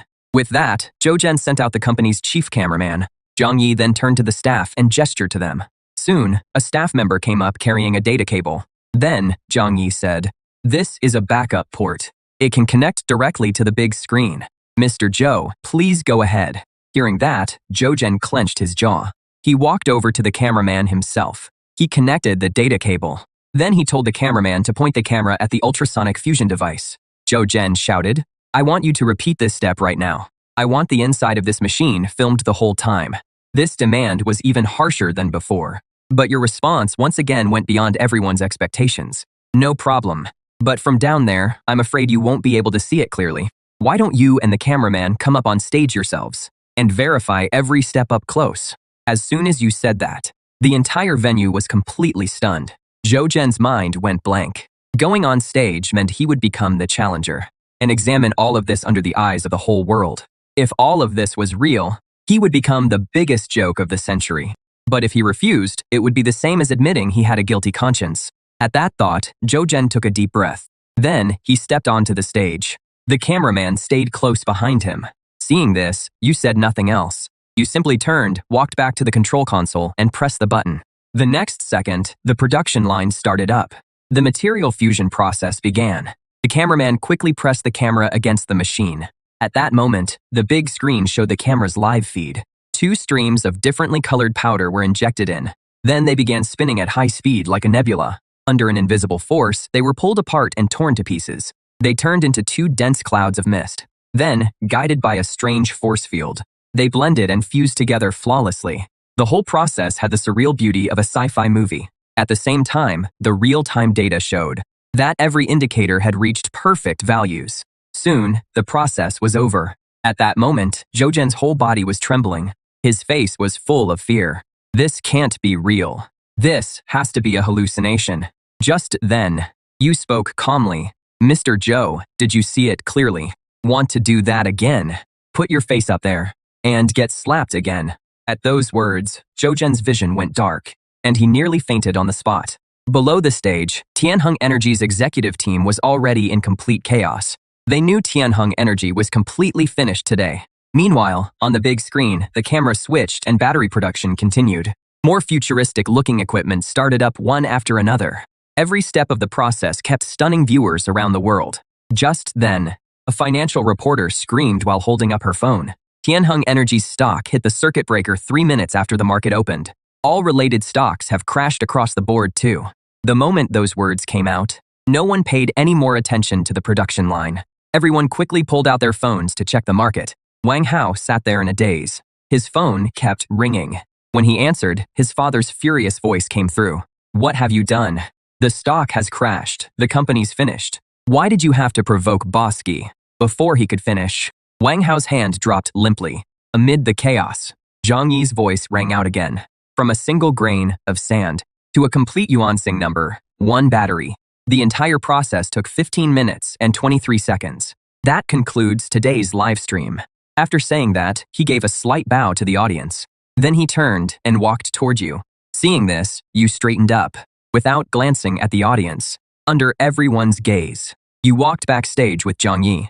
Inside the metal doors, only the crowd in the factory remained, caught in a swirl of complicated emotions. The moment the backstage door closed, it felt like it separated 2 different worlds. Outside the door was a tidal wave of chaos and frenzy. Inside was a silence so deep you could hear a pin drop.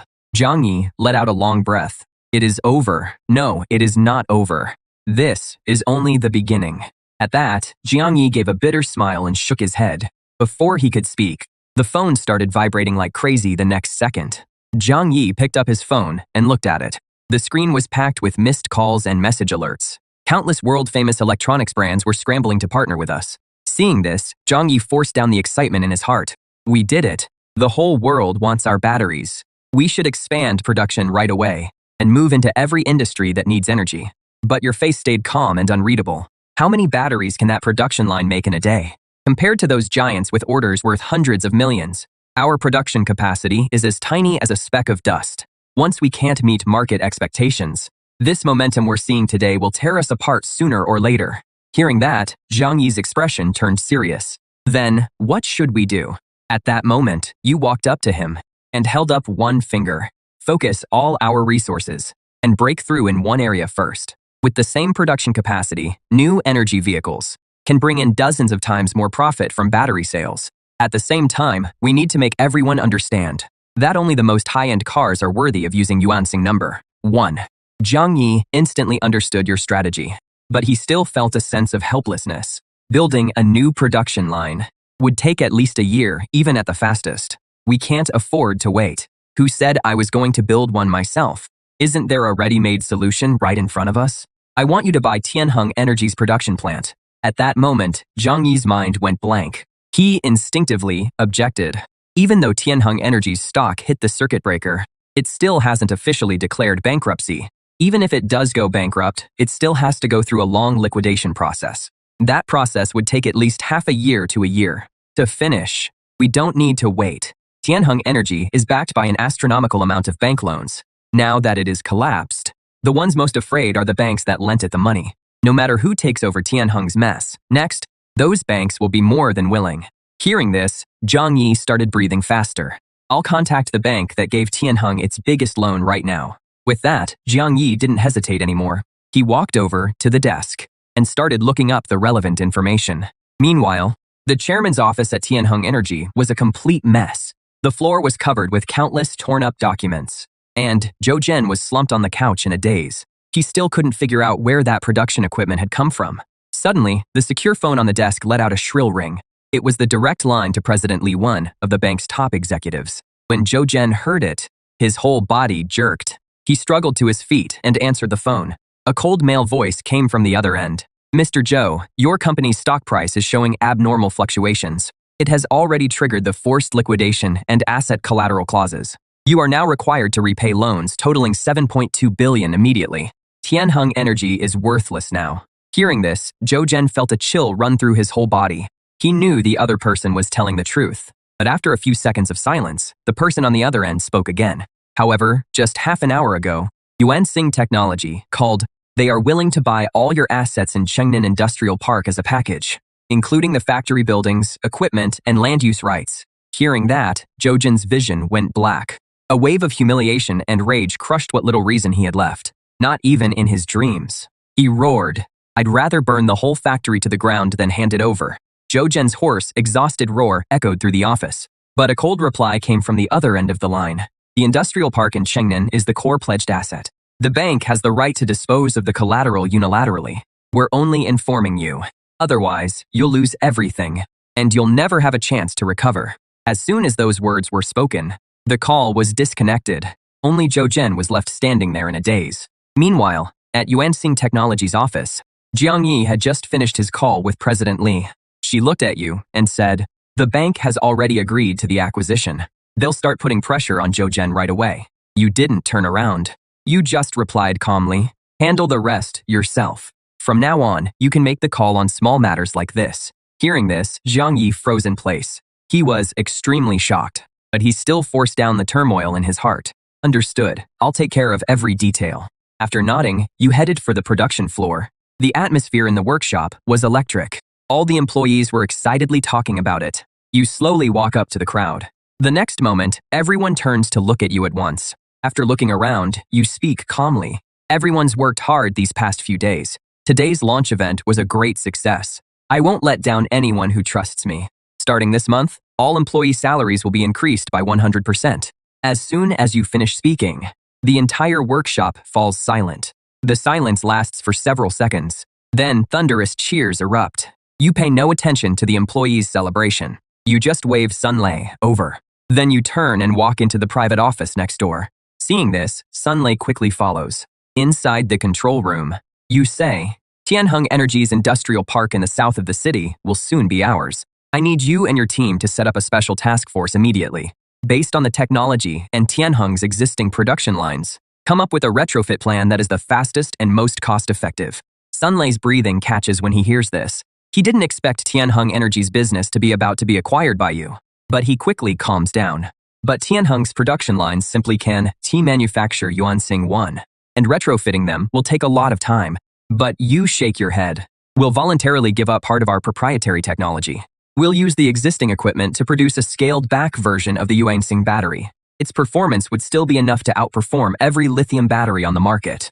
At the same time, the workload would drop dramatically. I understand, Mr. Guo. We can launch 2 product lines.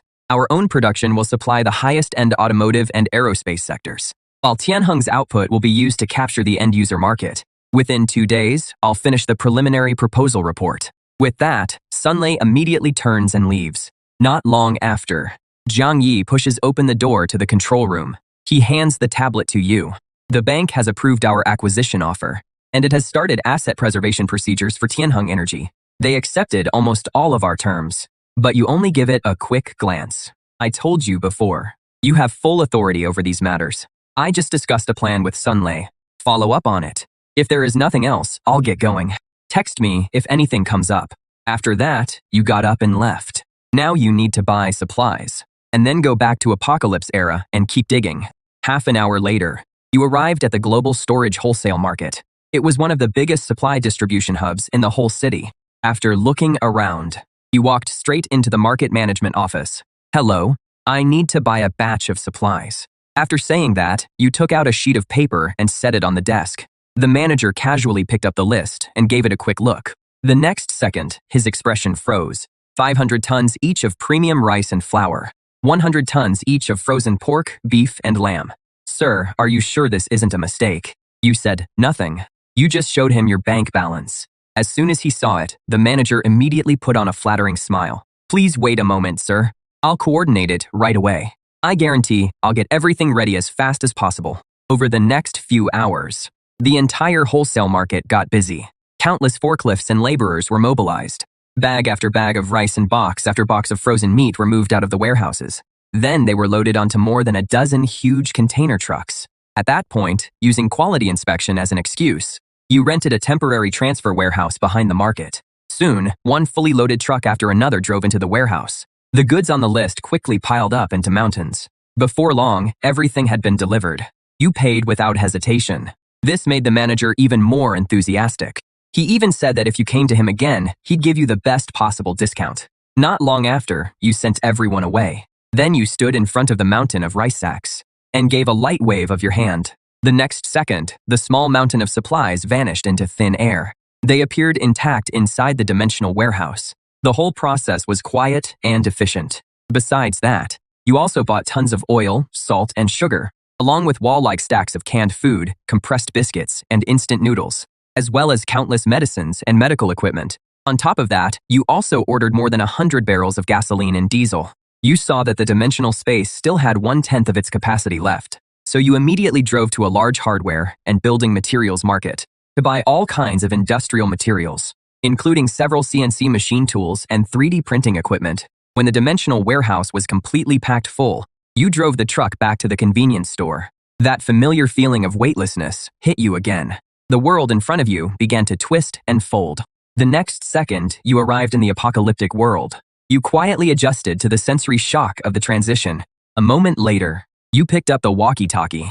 How are things at Nightingale Tech Park? Everything is going smoothly. As instructed, we repaired the park's surveillance and alarm systems and set up 3 defensive lines centered on the dorm area. Nothing gets past our eyes. Over the past few days, more than 300 scavengers have tried to sneak into the park. We captured some of them. Nightblade now has 43 full members. You've done well. You've exceeded my expectations. Send people to the plaza now. I brought something for you. Understood, boss. Nightingale replied in a crisp, steady voice. After ending the call, you switched to the public channel. Trade, as usual. Just one short sentence. Hit like a depth charge. The next second, replies came one after another over the radio. Boulder copies. Hive copies. Lighthouse copies. Arc copies. Because you hadn't shown up for 2 days after the announcement, the 4 major factions had been on edge. After getting a taste of fresh beef and the pleasure of cigarettes and alcohol, no one wanted to go back to their old life. Rumors said you were unhappy with the trade. Some even said you had died. Now that you've returned, the 4 major factions immediately breathed a sigh of relief. In less than 20 minutes, the convoy Nightingale sent arrived at the plaza. Leading the group was the scar-faced brute. The defiant arrogance was gone from his face. In its place were awe and fervor. Hello, boss. Seeing this, you gave a slight wave. The next second, boxes of supplies appeared. There were canned goods, seafood, and lamb chops, as well as drinks, beer, and peanuts. There were even several brand new portable generators. These are your reward and supplies. Tell Nightingale to go ahead and do it. There are plenty of supplies. Seeing this, Scarface's eyes instantly turned red. Thank you, boss. I'll make sure Nightingale gets the message after the convoy left. The trade teams from the 4 major factions arrived one after another. This time, they brought even more gold and crystal cores. The whole transaction went smoothly. In front of you, the 4 major factions were like well-behaved schoolchildren. Soon, everyone left. The square fell silent again. You counted the haul, over 500 kilograms of gold, and 63 crystal cores. Then, without hesitation, you absorbed all the crystal cores. In an instant, a huge surge of energy exploded inside you. Your telekinetic limit easily broke through to 500 kilograms. At the same time, your dimensional storage expanded to 6,000 cubic meters, and you unlocked the ability to shift through space. Now, you can spend mental energy to blink freely within a range of 20 meters. Before your mental energy runs dry, you can blink at least 30 times. Next, you began testing by focusing your telekinesis on a coin and firing it. In a split second, the coin's speed shot past the speed of sound. Feeling the surging power inside you, you burst out laughing. This is the most basic law of the wasteland world. Then, you contacted Ark over the radio. Have Zhou Yuan and Wang Chongming come see me in the square. I'll arrange it right away. Bai Lu replied, without any hesitation.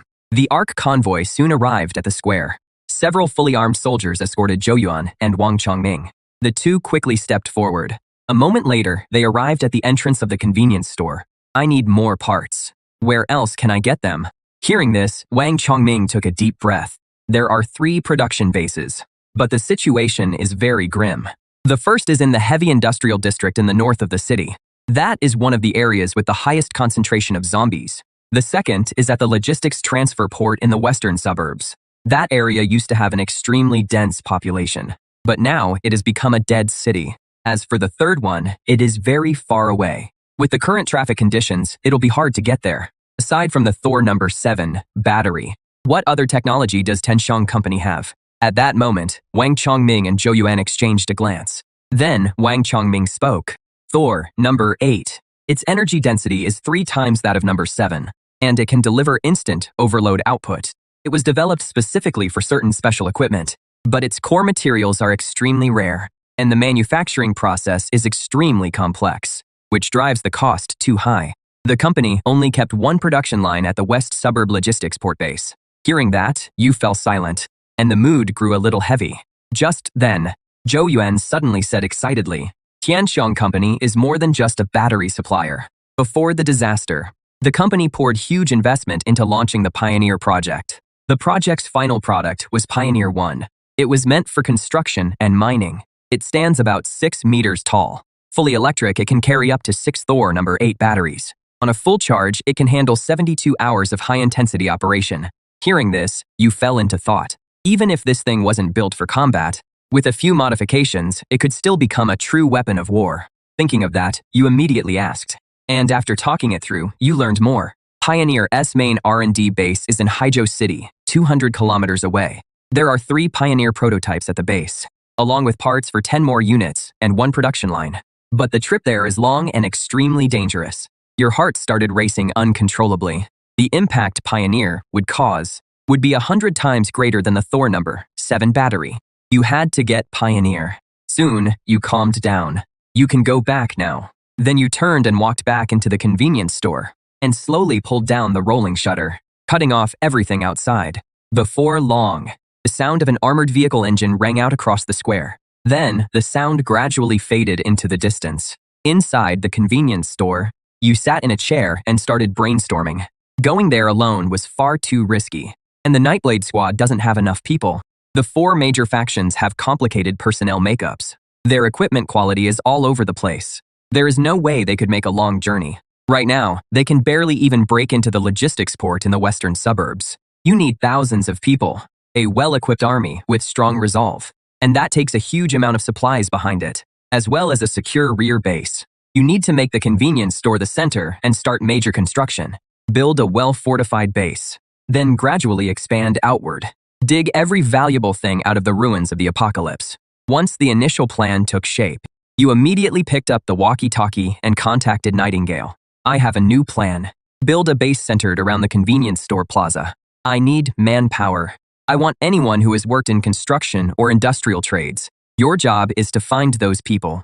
At that, Nightingale's breathing grew a little quicker. She suppressed her inner shock. Right away, I'll get on it now. After ending the call, you immediately opened the public channel. This is Xiao Guo. I will establish a permanent trading post and safe zone in the central plaza. Starting tomorrow, large-scale construction will begin here. During construction, I need security. The scale will be twice that of the attack on Skyvault Tech Park, and supplies will be settled daily. These words hit the leaders of the 4 major factions like a sledgehammer. They were both furious and alarmed, but they had no other choice, simply because you had an endless supply of resources backing you, and you weren't worried in the slightest. Right now, you had more important things to do than worry about a counterattack from the 4 major factions. You pulled out a sheet of paper and quickly sketched on the back with a pen. With the convenience store as the starting point, the entire central plaza would serve as the core zone. The first step was the perimeter wall, a wall strong enough to withstand a massive zombie horde, even impacts from heavy mutated creatures. A preliminary estimate put the height at no less than 10 meters, and the thickness could not be less than 3 meters. The wall had to be poured with reinforced concrete, with high-strength alloy steel plates embedded inside as the framework. This was undoubtedly a massive undertaking. The materials required would be astronomical. Yet to you, none of that was a problem at all. All you needed was a warehouse big enough, and a purchase list big enough. At that moment, dawn was just breaking, and outside the rolling shutter, scavengers waited expectantly. You walked out of the convenience store and said bluntly, "I'm recruiting workers. The terms are 3 meals a day, with all the meat you can eat." The moment those words were spoken, the survivors instantly exploded with excitement. You didn't explain anything. You just casually raised a hand and waved it. The next second, several cases of canned luncheon meat appeared out of thin air. Then, you said calmly, "Sanner, spread the word. We're recruiting workers here at the square to build the base. Anyone who is willing should come register now. These cans are your reward for spreading the word. In 8 hours, construction will officially begin." At that moment, a man in the crowd strode forward.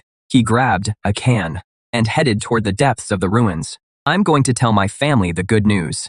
Seeing this, everyone else instantly caught on. They rushed like mad toward every corner of the city and quickly spread the news. Once all the scavengers in the square had left, you picked up the walkie-talkie and contacted Nightingale. "Gather all your people. Meet at the square in 8 hours. Prepare to receive the first group of construction workers and supplies." Then, you switched to the public channel. "In 8 hours, work at Central Square will begin on schedule. I need all defense units in position before construction starts. In 8 hours, I'll pay out the first day's wages."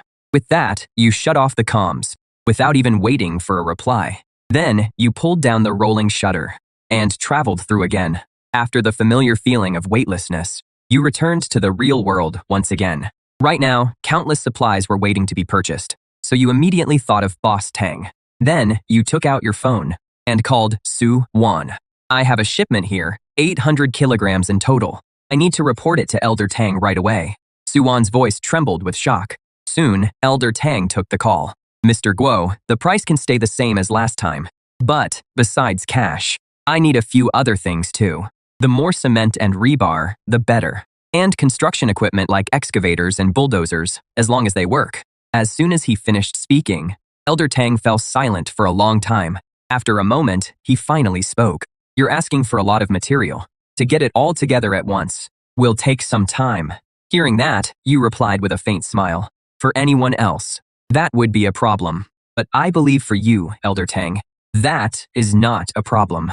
I want results within 6 hours. With that, you hung up the phone. At that moment, Elder Tang was resting with his eyes closed in the study. Seeing this, Suan said worriedly, this is already beyond the scope of our business. There is no way to get everything through normal channels in such a short time. And these items are far too likely to attract attention. However, Elder Tang slowly opened his eyes. When Mr. Guo brought out Yuan Xing 1, wasn't he that eye-catching too? The people above have had their eyes on Mr. Guo for a long time. Compared to him, what do our little moves amount to? Everything he wants must be gathered within 6 hours.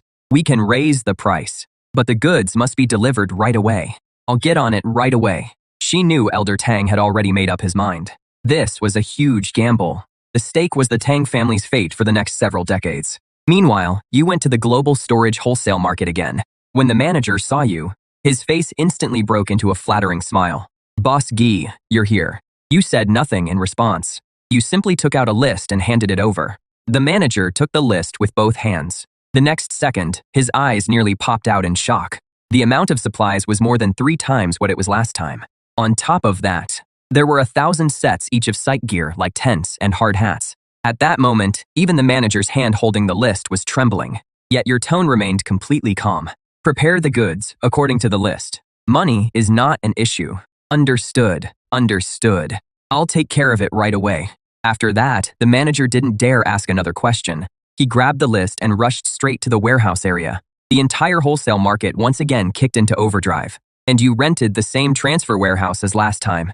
You stood at the entrance, watching truckload after truckload of supplies being moved in.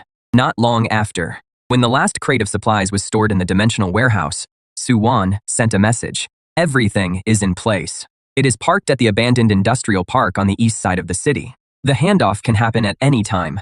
At that moment, Zhang Yi called as well. A director surnamed Zhang from the Ministry of Energy specifically asked to meet you. He is very interested in our batteries and our future production plans. At 10 o'clock tomorrow morning, he'll personally lead a team to Yuansing Technology and will formally receive them. I'll handle the rest. The acquisition of Tianheng Production Park requires the first payment to be released. The total is 300 million. No problem, I'll take care of it. After saying that, you hung up. Not long after, you arrived at Jingxin Tea House. After getting the notice, Suwan was already waiting at the door to greet you. You opened the trunk and pointed at several boxes as you spoke. Everything is here. Have someone move it inside. Hearing that, Suwan immediately started making arrangements. She then led you to the reception room. In the reception room, Elder Tang wore a warm smile. Mr. Guo, I lived up to the task. I've gathered everything you asked for. You smiled when you saw that. Thank you for going to the trouble, Elder Tang. It is only right that I do my part. The total price of the gold is 656 million. At cost, the things you need come to 180 million. I've also had Xiao Su prepare the funds for the Tianheng acquisition. I'll transfer the rest along with the earlier funds into your account. Also, to celebrate the successful end of Mr. Guo's launch event, I'll personally give Mr. Guo 5 million as a gift. I hope Mr. Guo won't turn down this gesture from Elder Tang. This doesn't sound like business. But Elder Tang laughed. From the moment you brought out Yuan Xing 1, I knew you were no ordinary man. I'm old now, but the Tang family still has to carry on. So I've decided to stand by your side. Whatever you need, as long as I can make it happen, I'll do it without hesitation. Also, Director Zhang. I've dealt with him before. As long as you show you're willing to cooperate and come up with a production plan that satisfies them, they'll clear a lot of obstacles out of your way. Thank you for the advice, Elder Tang. I'll have Xiaobei gradually get involved in the business from here on out. I hope Mr. Guo will be understanding. You said nothing more. You just nodded. Then you turned and left the study. Suwan quickly followed. Elder Tang stood alone by the window. He knew that starting today, the Tang family was completely tied to you. Soon after, you and Suwan arrived at the abandoned industrial park on the east side of the city. In front of you were dozens of excavators and bulldozers, with piles of cement and rebar stacked nearby like little hills, along with more than a dozen large diesel generators. You really went to a lot of trouble. It is what we should do. If anything comes up, just contact me. I'll head out first. As soon as he finished speaking, You nodded, and Suwon left on her own. You didn't waste any more time. With a wave of your hand, you stored the steel beasts one by one in your dimensional space. Next were the mountain-like piles of cement and rebar. After that, you drove the truck all the way back to the convenience store. After pulling down the shutter, you quickly crossed over. In an instant, you returned to the post-apocalyptic world once again. At that moment, the square was packed with a huge crowd. Members of Nightingale and Yaren formed a human wall, keeping the excited survivors away from the center of the square. At the same time, the troops from the 4 major factions had finished taking their positions in the distance. The hastily built machine gun emplacements formed a defensive perimeter. You slowly walked out of the convenience store. You looked around and cleared the center area. You swept your gaze around, clearing out the center area. The Yaren members moved at once, quickly opening a path through the crowd. Then they cleared out the largest open space in the middle of the square. Next, you stood at the entrance of the convenience store and waved your hand. In an instant, hundreds of bags of cement dropped down. They were neatly stacked on the ground. Then came bundles of rebar and mountain, like piles of sand and gravel, along with box after box of tools. But this was only the beginning. Under everyone's stunned gaze, one piece of heavy construction equipment after another slammed to the ground. Gasps immediately rippled through the site. You paid them no attention and simply spoke to Nightingale. Find all the engineers and skilled workers. Have them inspect the equipment. Have the electricians start the generators. Set up the lighting equipment. I want this place as bright as day. Everyone else, split into teams and clear the foundation. Get ready to lay the rebar. Nightingale didn't hesitate at all after hearing that. She raised a loudspeaker, and her voice carried across the entire square. Everyone with construction experience, step forward. Construction workers, stand on the left. Anyone who can operate heavy machinery, go to the right. Anyone who can build a local power grid, stand in the middle. Move it, all of you. As soon as she finished speaking, the crowd sprang into action. They quickly began sorting themselves out across the square. Soon, 3 long lines formed in the square. Everyone else, split yourselves into groups by physical strength. You'll be responsible for moving materials and clearing the site. Everyone is to follow orders. Work hard. Anyone who cuts corners or tries anything crooked will face the consequences. After saying that, Nightingale raised her hand and snapped her fingers. The next second, flames surged up and instantly melted the steel pipes beside her into molten metal. At the sight of this, every survivor felt a chill run through them. They immediately got to work. Several electricians began checking the fuel lines and connecting cables. Moments later, the diesel generators let out a low roar. Right after that, the bulldozers and excavators were started one after another. For a while, the wasteland once again echoed with the symphony of industrial civilization. The bulldozers began clearing away wrecked vehicles and debris. Meanwhile, the survivors put on hard hats and gloves and used basic tools to pry up the concrete and haul away rubble. Thousands of people on the site were working at the same time. At the edge of the site, several huge field cauldrons had already been set up.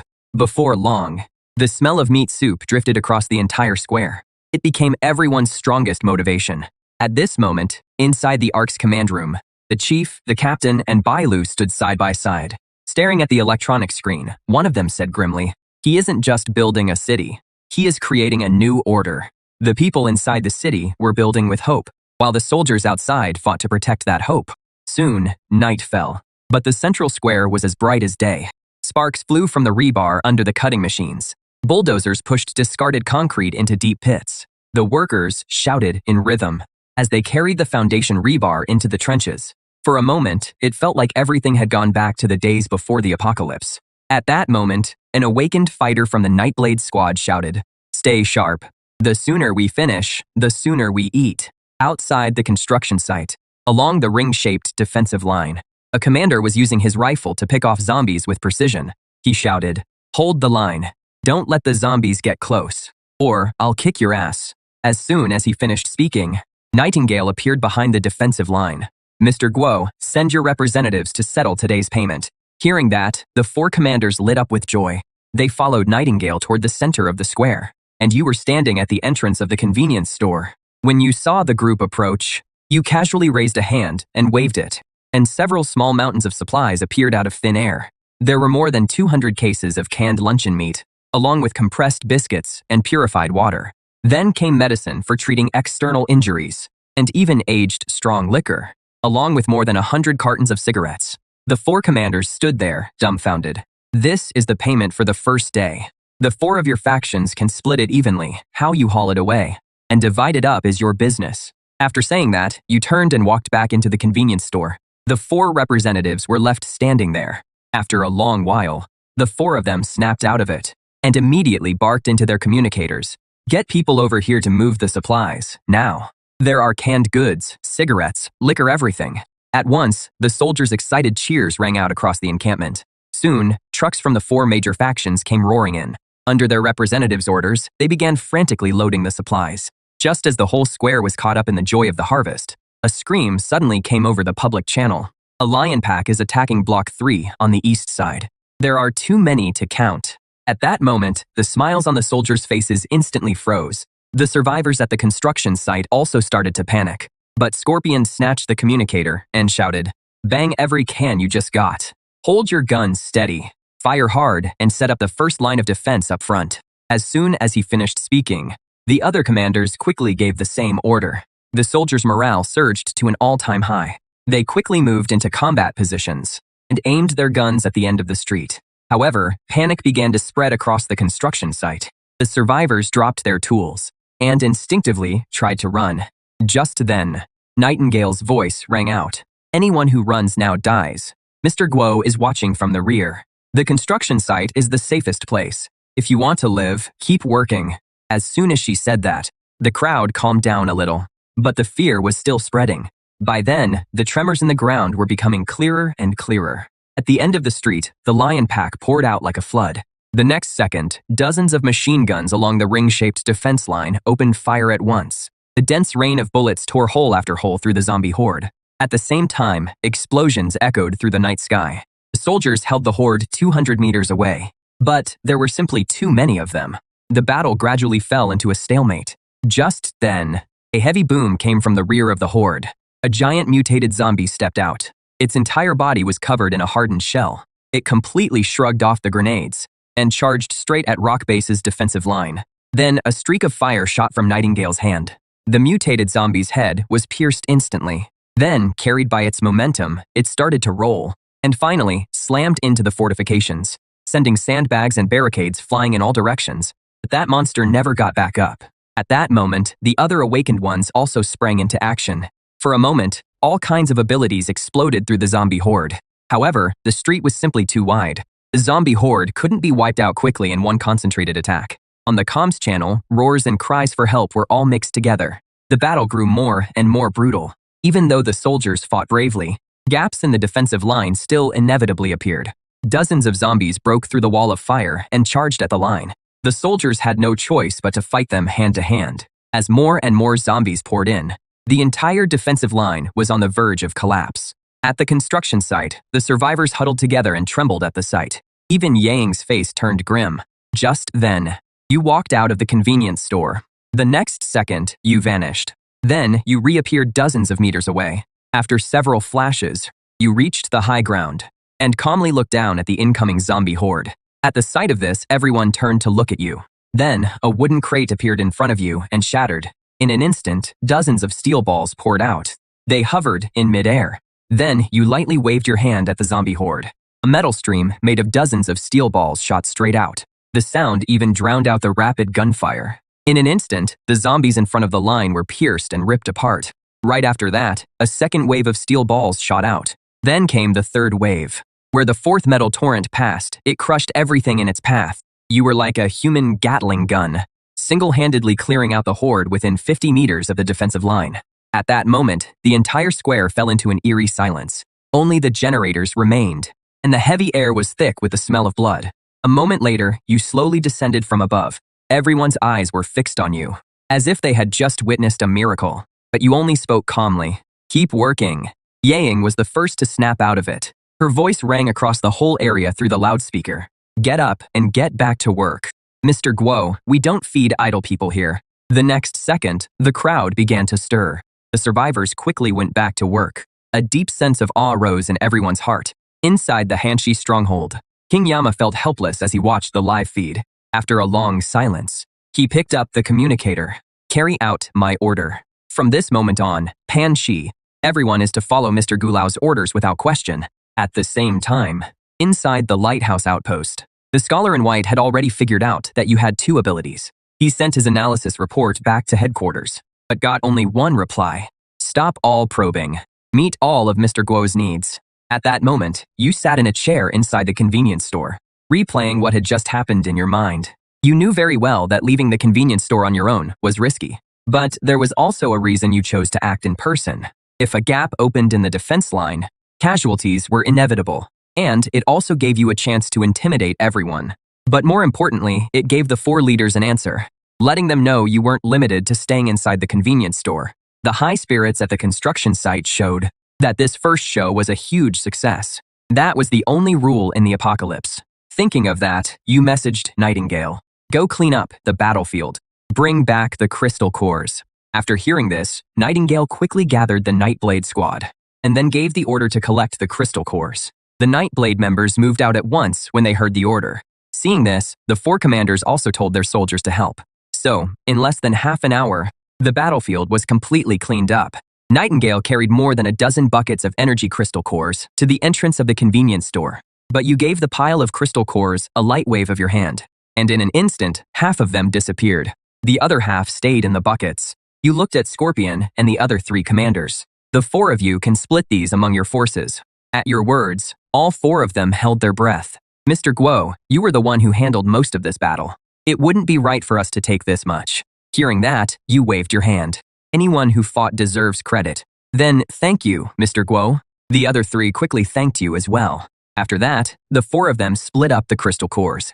You looked at the survivors, then raised your hand and shouted, "Time to eat." The next second, cheers instantly erupted. The survivors all threw down their tools. They rushed toward the field cauldrons like madmen. Seeing this, the Nightingale members immediately stepped in to keep order. Line up. Anyone who cuts in line can forget about eating today. As soon as he finished speaking, the survivors settled down. Then they lined up in long lines on their own. Before long, all the food had been handed out. After countless people got their lunchboxes, they immediately squatted on the ground and wolfed the food down. Some even burst into tears after taking a bite of meat. The smell of meat drifted across the square. The soldiers also gathered around the tables. Each table had 8 dishes and a soup. There were also plenty of cigarettes and drinks. The soldiers stuffed themselves, while laughing and chatting loudly without holding back. The tension and exhaustion from earlier were completely gone. An hour later, everyone had eaten and drunk their fill. At that moment, the site supervisor stood up and patted his belly. If you're full, get up and get back to work. No one's sleeping tonight. Let's try to finish pouring all the foundations before daybreak. As soon as he finished speaking, 1,000 voices answered in unison. The survivors didn't complain at all. They picked up their tools and went back to their posts full of energy. The roar of machinery started up again. At the same time, the relief troops from the 4 major forces arrived. They looked at the mess left on the tables and smelled the aroma still hanging in the air. All they could do was regret not volunteering for the first defense shift. But Nightingale came over with his men carrying several boxes. The boxes were filled with brand new cigarettes. Mr. Guo sent these as a perk for the brothers on the night shift. 1 pack each to keep you sharp. When you finish one, come get another. There is plenty. As soon as he finished speaking, a stir spread through the position. We get cigarettes as soon as we get here.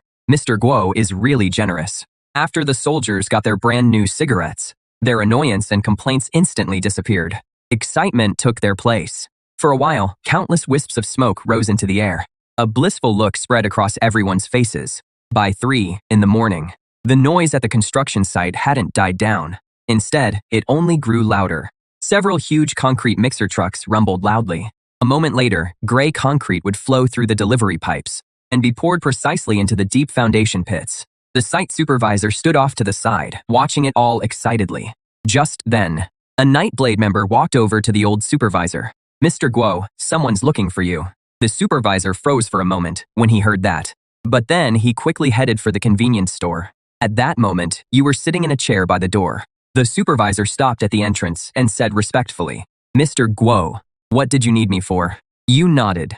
Without wasting any words, you then handed him a blueprint. The foundation was poured well, but the wall section needs some changes. As soon as you finished speaking, the supervisor quickly took the blueprint. The blueprint was clearly marked with rows of dense openings.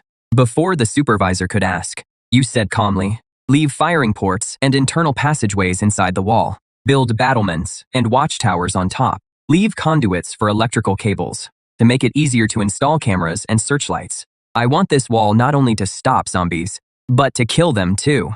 As for manpower and materials, you don't need to worry about that. Hearing that, the supervisor's breathing grew heavier. He could tell at a glance that this was a standard military fortification. At that moment, the supervisor looked up. His eyes filled with resolve. I will complete the mission. With that, he turned and ran back to the site with the blueprint in hand. Next, the supervisor gathered all the key technical staff. Using the new blueprint, he explained the key points over and over. Soon, the sky began to grow light. Every survivor had bloodshot eyes. But there was no sign of fatigue on their faces. There was only the excitement of finishing the job. By then, all the foundations had been poured.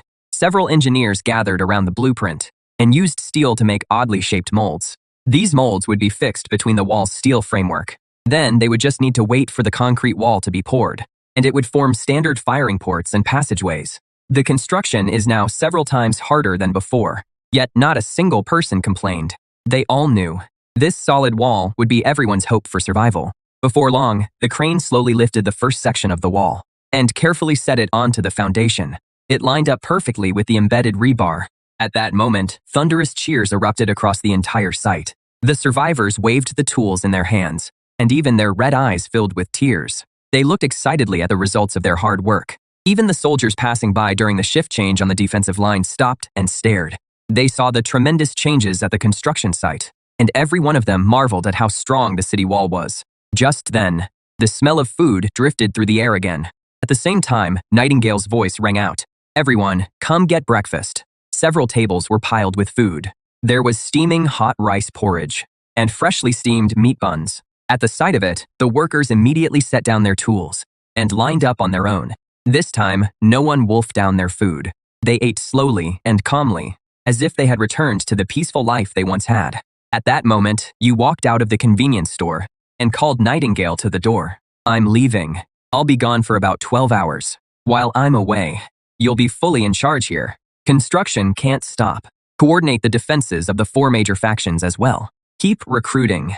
Don't worry about having too many people. As long as they pass verification and there is nothing wrong, let them in to work. After hearing this, Nightingale answered solemnly, Yes, boss. With that, you looked at the lively scene in front of you, then turned and went back into the convenience store. Then you activated the traversal. When you returned to the real world, half an hour later, you arrived outside Yuansing Technology's office building. Jiang Yi was already waiting at the entrance. Mr. Guo and Director Zhang are upstairs in the reception room. You nodded when you heard that. Then you followed Jiang Yi into the building. Before long, you arrived at the reception room. There, a middle-aged man was sitting upright in a chair. It was Director Zhang from the Ministry of Energy. A secretary was also standing behind him.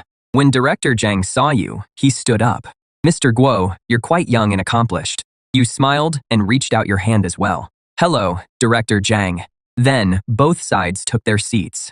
Jiang Yi began introducing the company's development plan according to the agenda. Director Zhang listened very attentively, while the secretary quickly took notes in a notebook. More than 10 minutes later, Jiang Yi finished his presentation. Director Zhang spoke first. I've read this technical report. You could say it is groundbreaking, but I want to know whether the source of this technology is reliable and whether future upgrades can be guaranteed. How quickly can production capacity be restored? Jiang Yi was instantly alarmed. Yet your expression didn't change at all. As for the source of the technology, that is a trade secret. I'm afraid I can't disclose it. I can guarantee that this technology is entirely under my personal control. There are no patent disputes whatsoever. Future upgrades have already been planned through the 5th generation. Production can be restored within a month. The only thing that might slow things down is some administrative approval procedures. At that moment, a meaningful smile appeared at the corner of Director Zhang's mouth. You don't need to worry about the approval process, but I do have one condition. I hope the state will invest in setting up a new joint venture to jointly develop and produce the Farstar series batteries with you. In return, the state will provide you with full policy support. As soon as he finished speaking, Jiang Yi looked over nervously. He understood that this meant the state wanted to bring Farstar technology under its wing and make you hand over the most critical part. The next second, you smiled. Not a bad proposal, but you seem to have gotten one thing wrong. I'm sitting here today, not to seek the state's help, but to give the state an opportunity to take the lead in the energy revolution. As for cooperation, I can set up a new sales company dedicated to handling orders for military industry and national strategic projects. And Yuanshan Technology must hold a 90% stake. That is my limit. At that moment, the atmosphere in the reception room turned ice cold. Director Zhang's expression visibly darkened. Without the state's approval, your battery won't leave this building. You leaned back in your chair, looking relaxed. Which do you think matters more? The approval process or freeing the country from its energy constraints for good? The energy density of the 5th-generation technology is 3 times that of Yuansing 1, and it is already in the prototype testing stage. I can keep my technology in Longguo, but I can also take it to any other country. As soon as the words left your mouth, Director Zhang felt a chill run down his back. If this technology ended up overseas, he couldn't take that responsibility. After thinking it over for a moment, Director Zhang suddenly stood up. Please allow me to make a phone call. With that, Director Zhang took out his phone and walked out of the reception room. 2 minutes later, he walked back into the reception room. He took a deep breath and said, "We agree to all your terms. And not only that, the state will give you all the support you need, with no upper limit." Hearing that, you slowly held out your hand. Then here is to a successful partnership. Seeing this, Director Zhang immediately shook your hand. Here is to a successful partnership.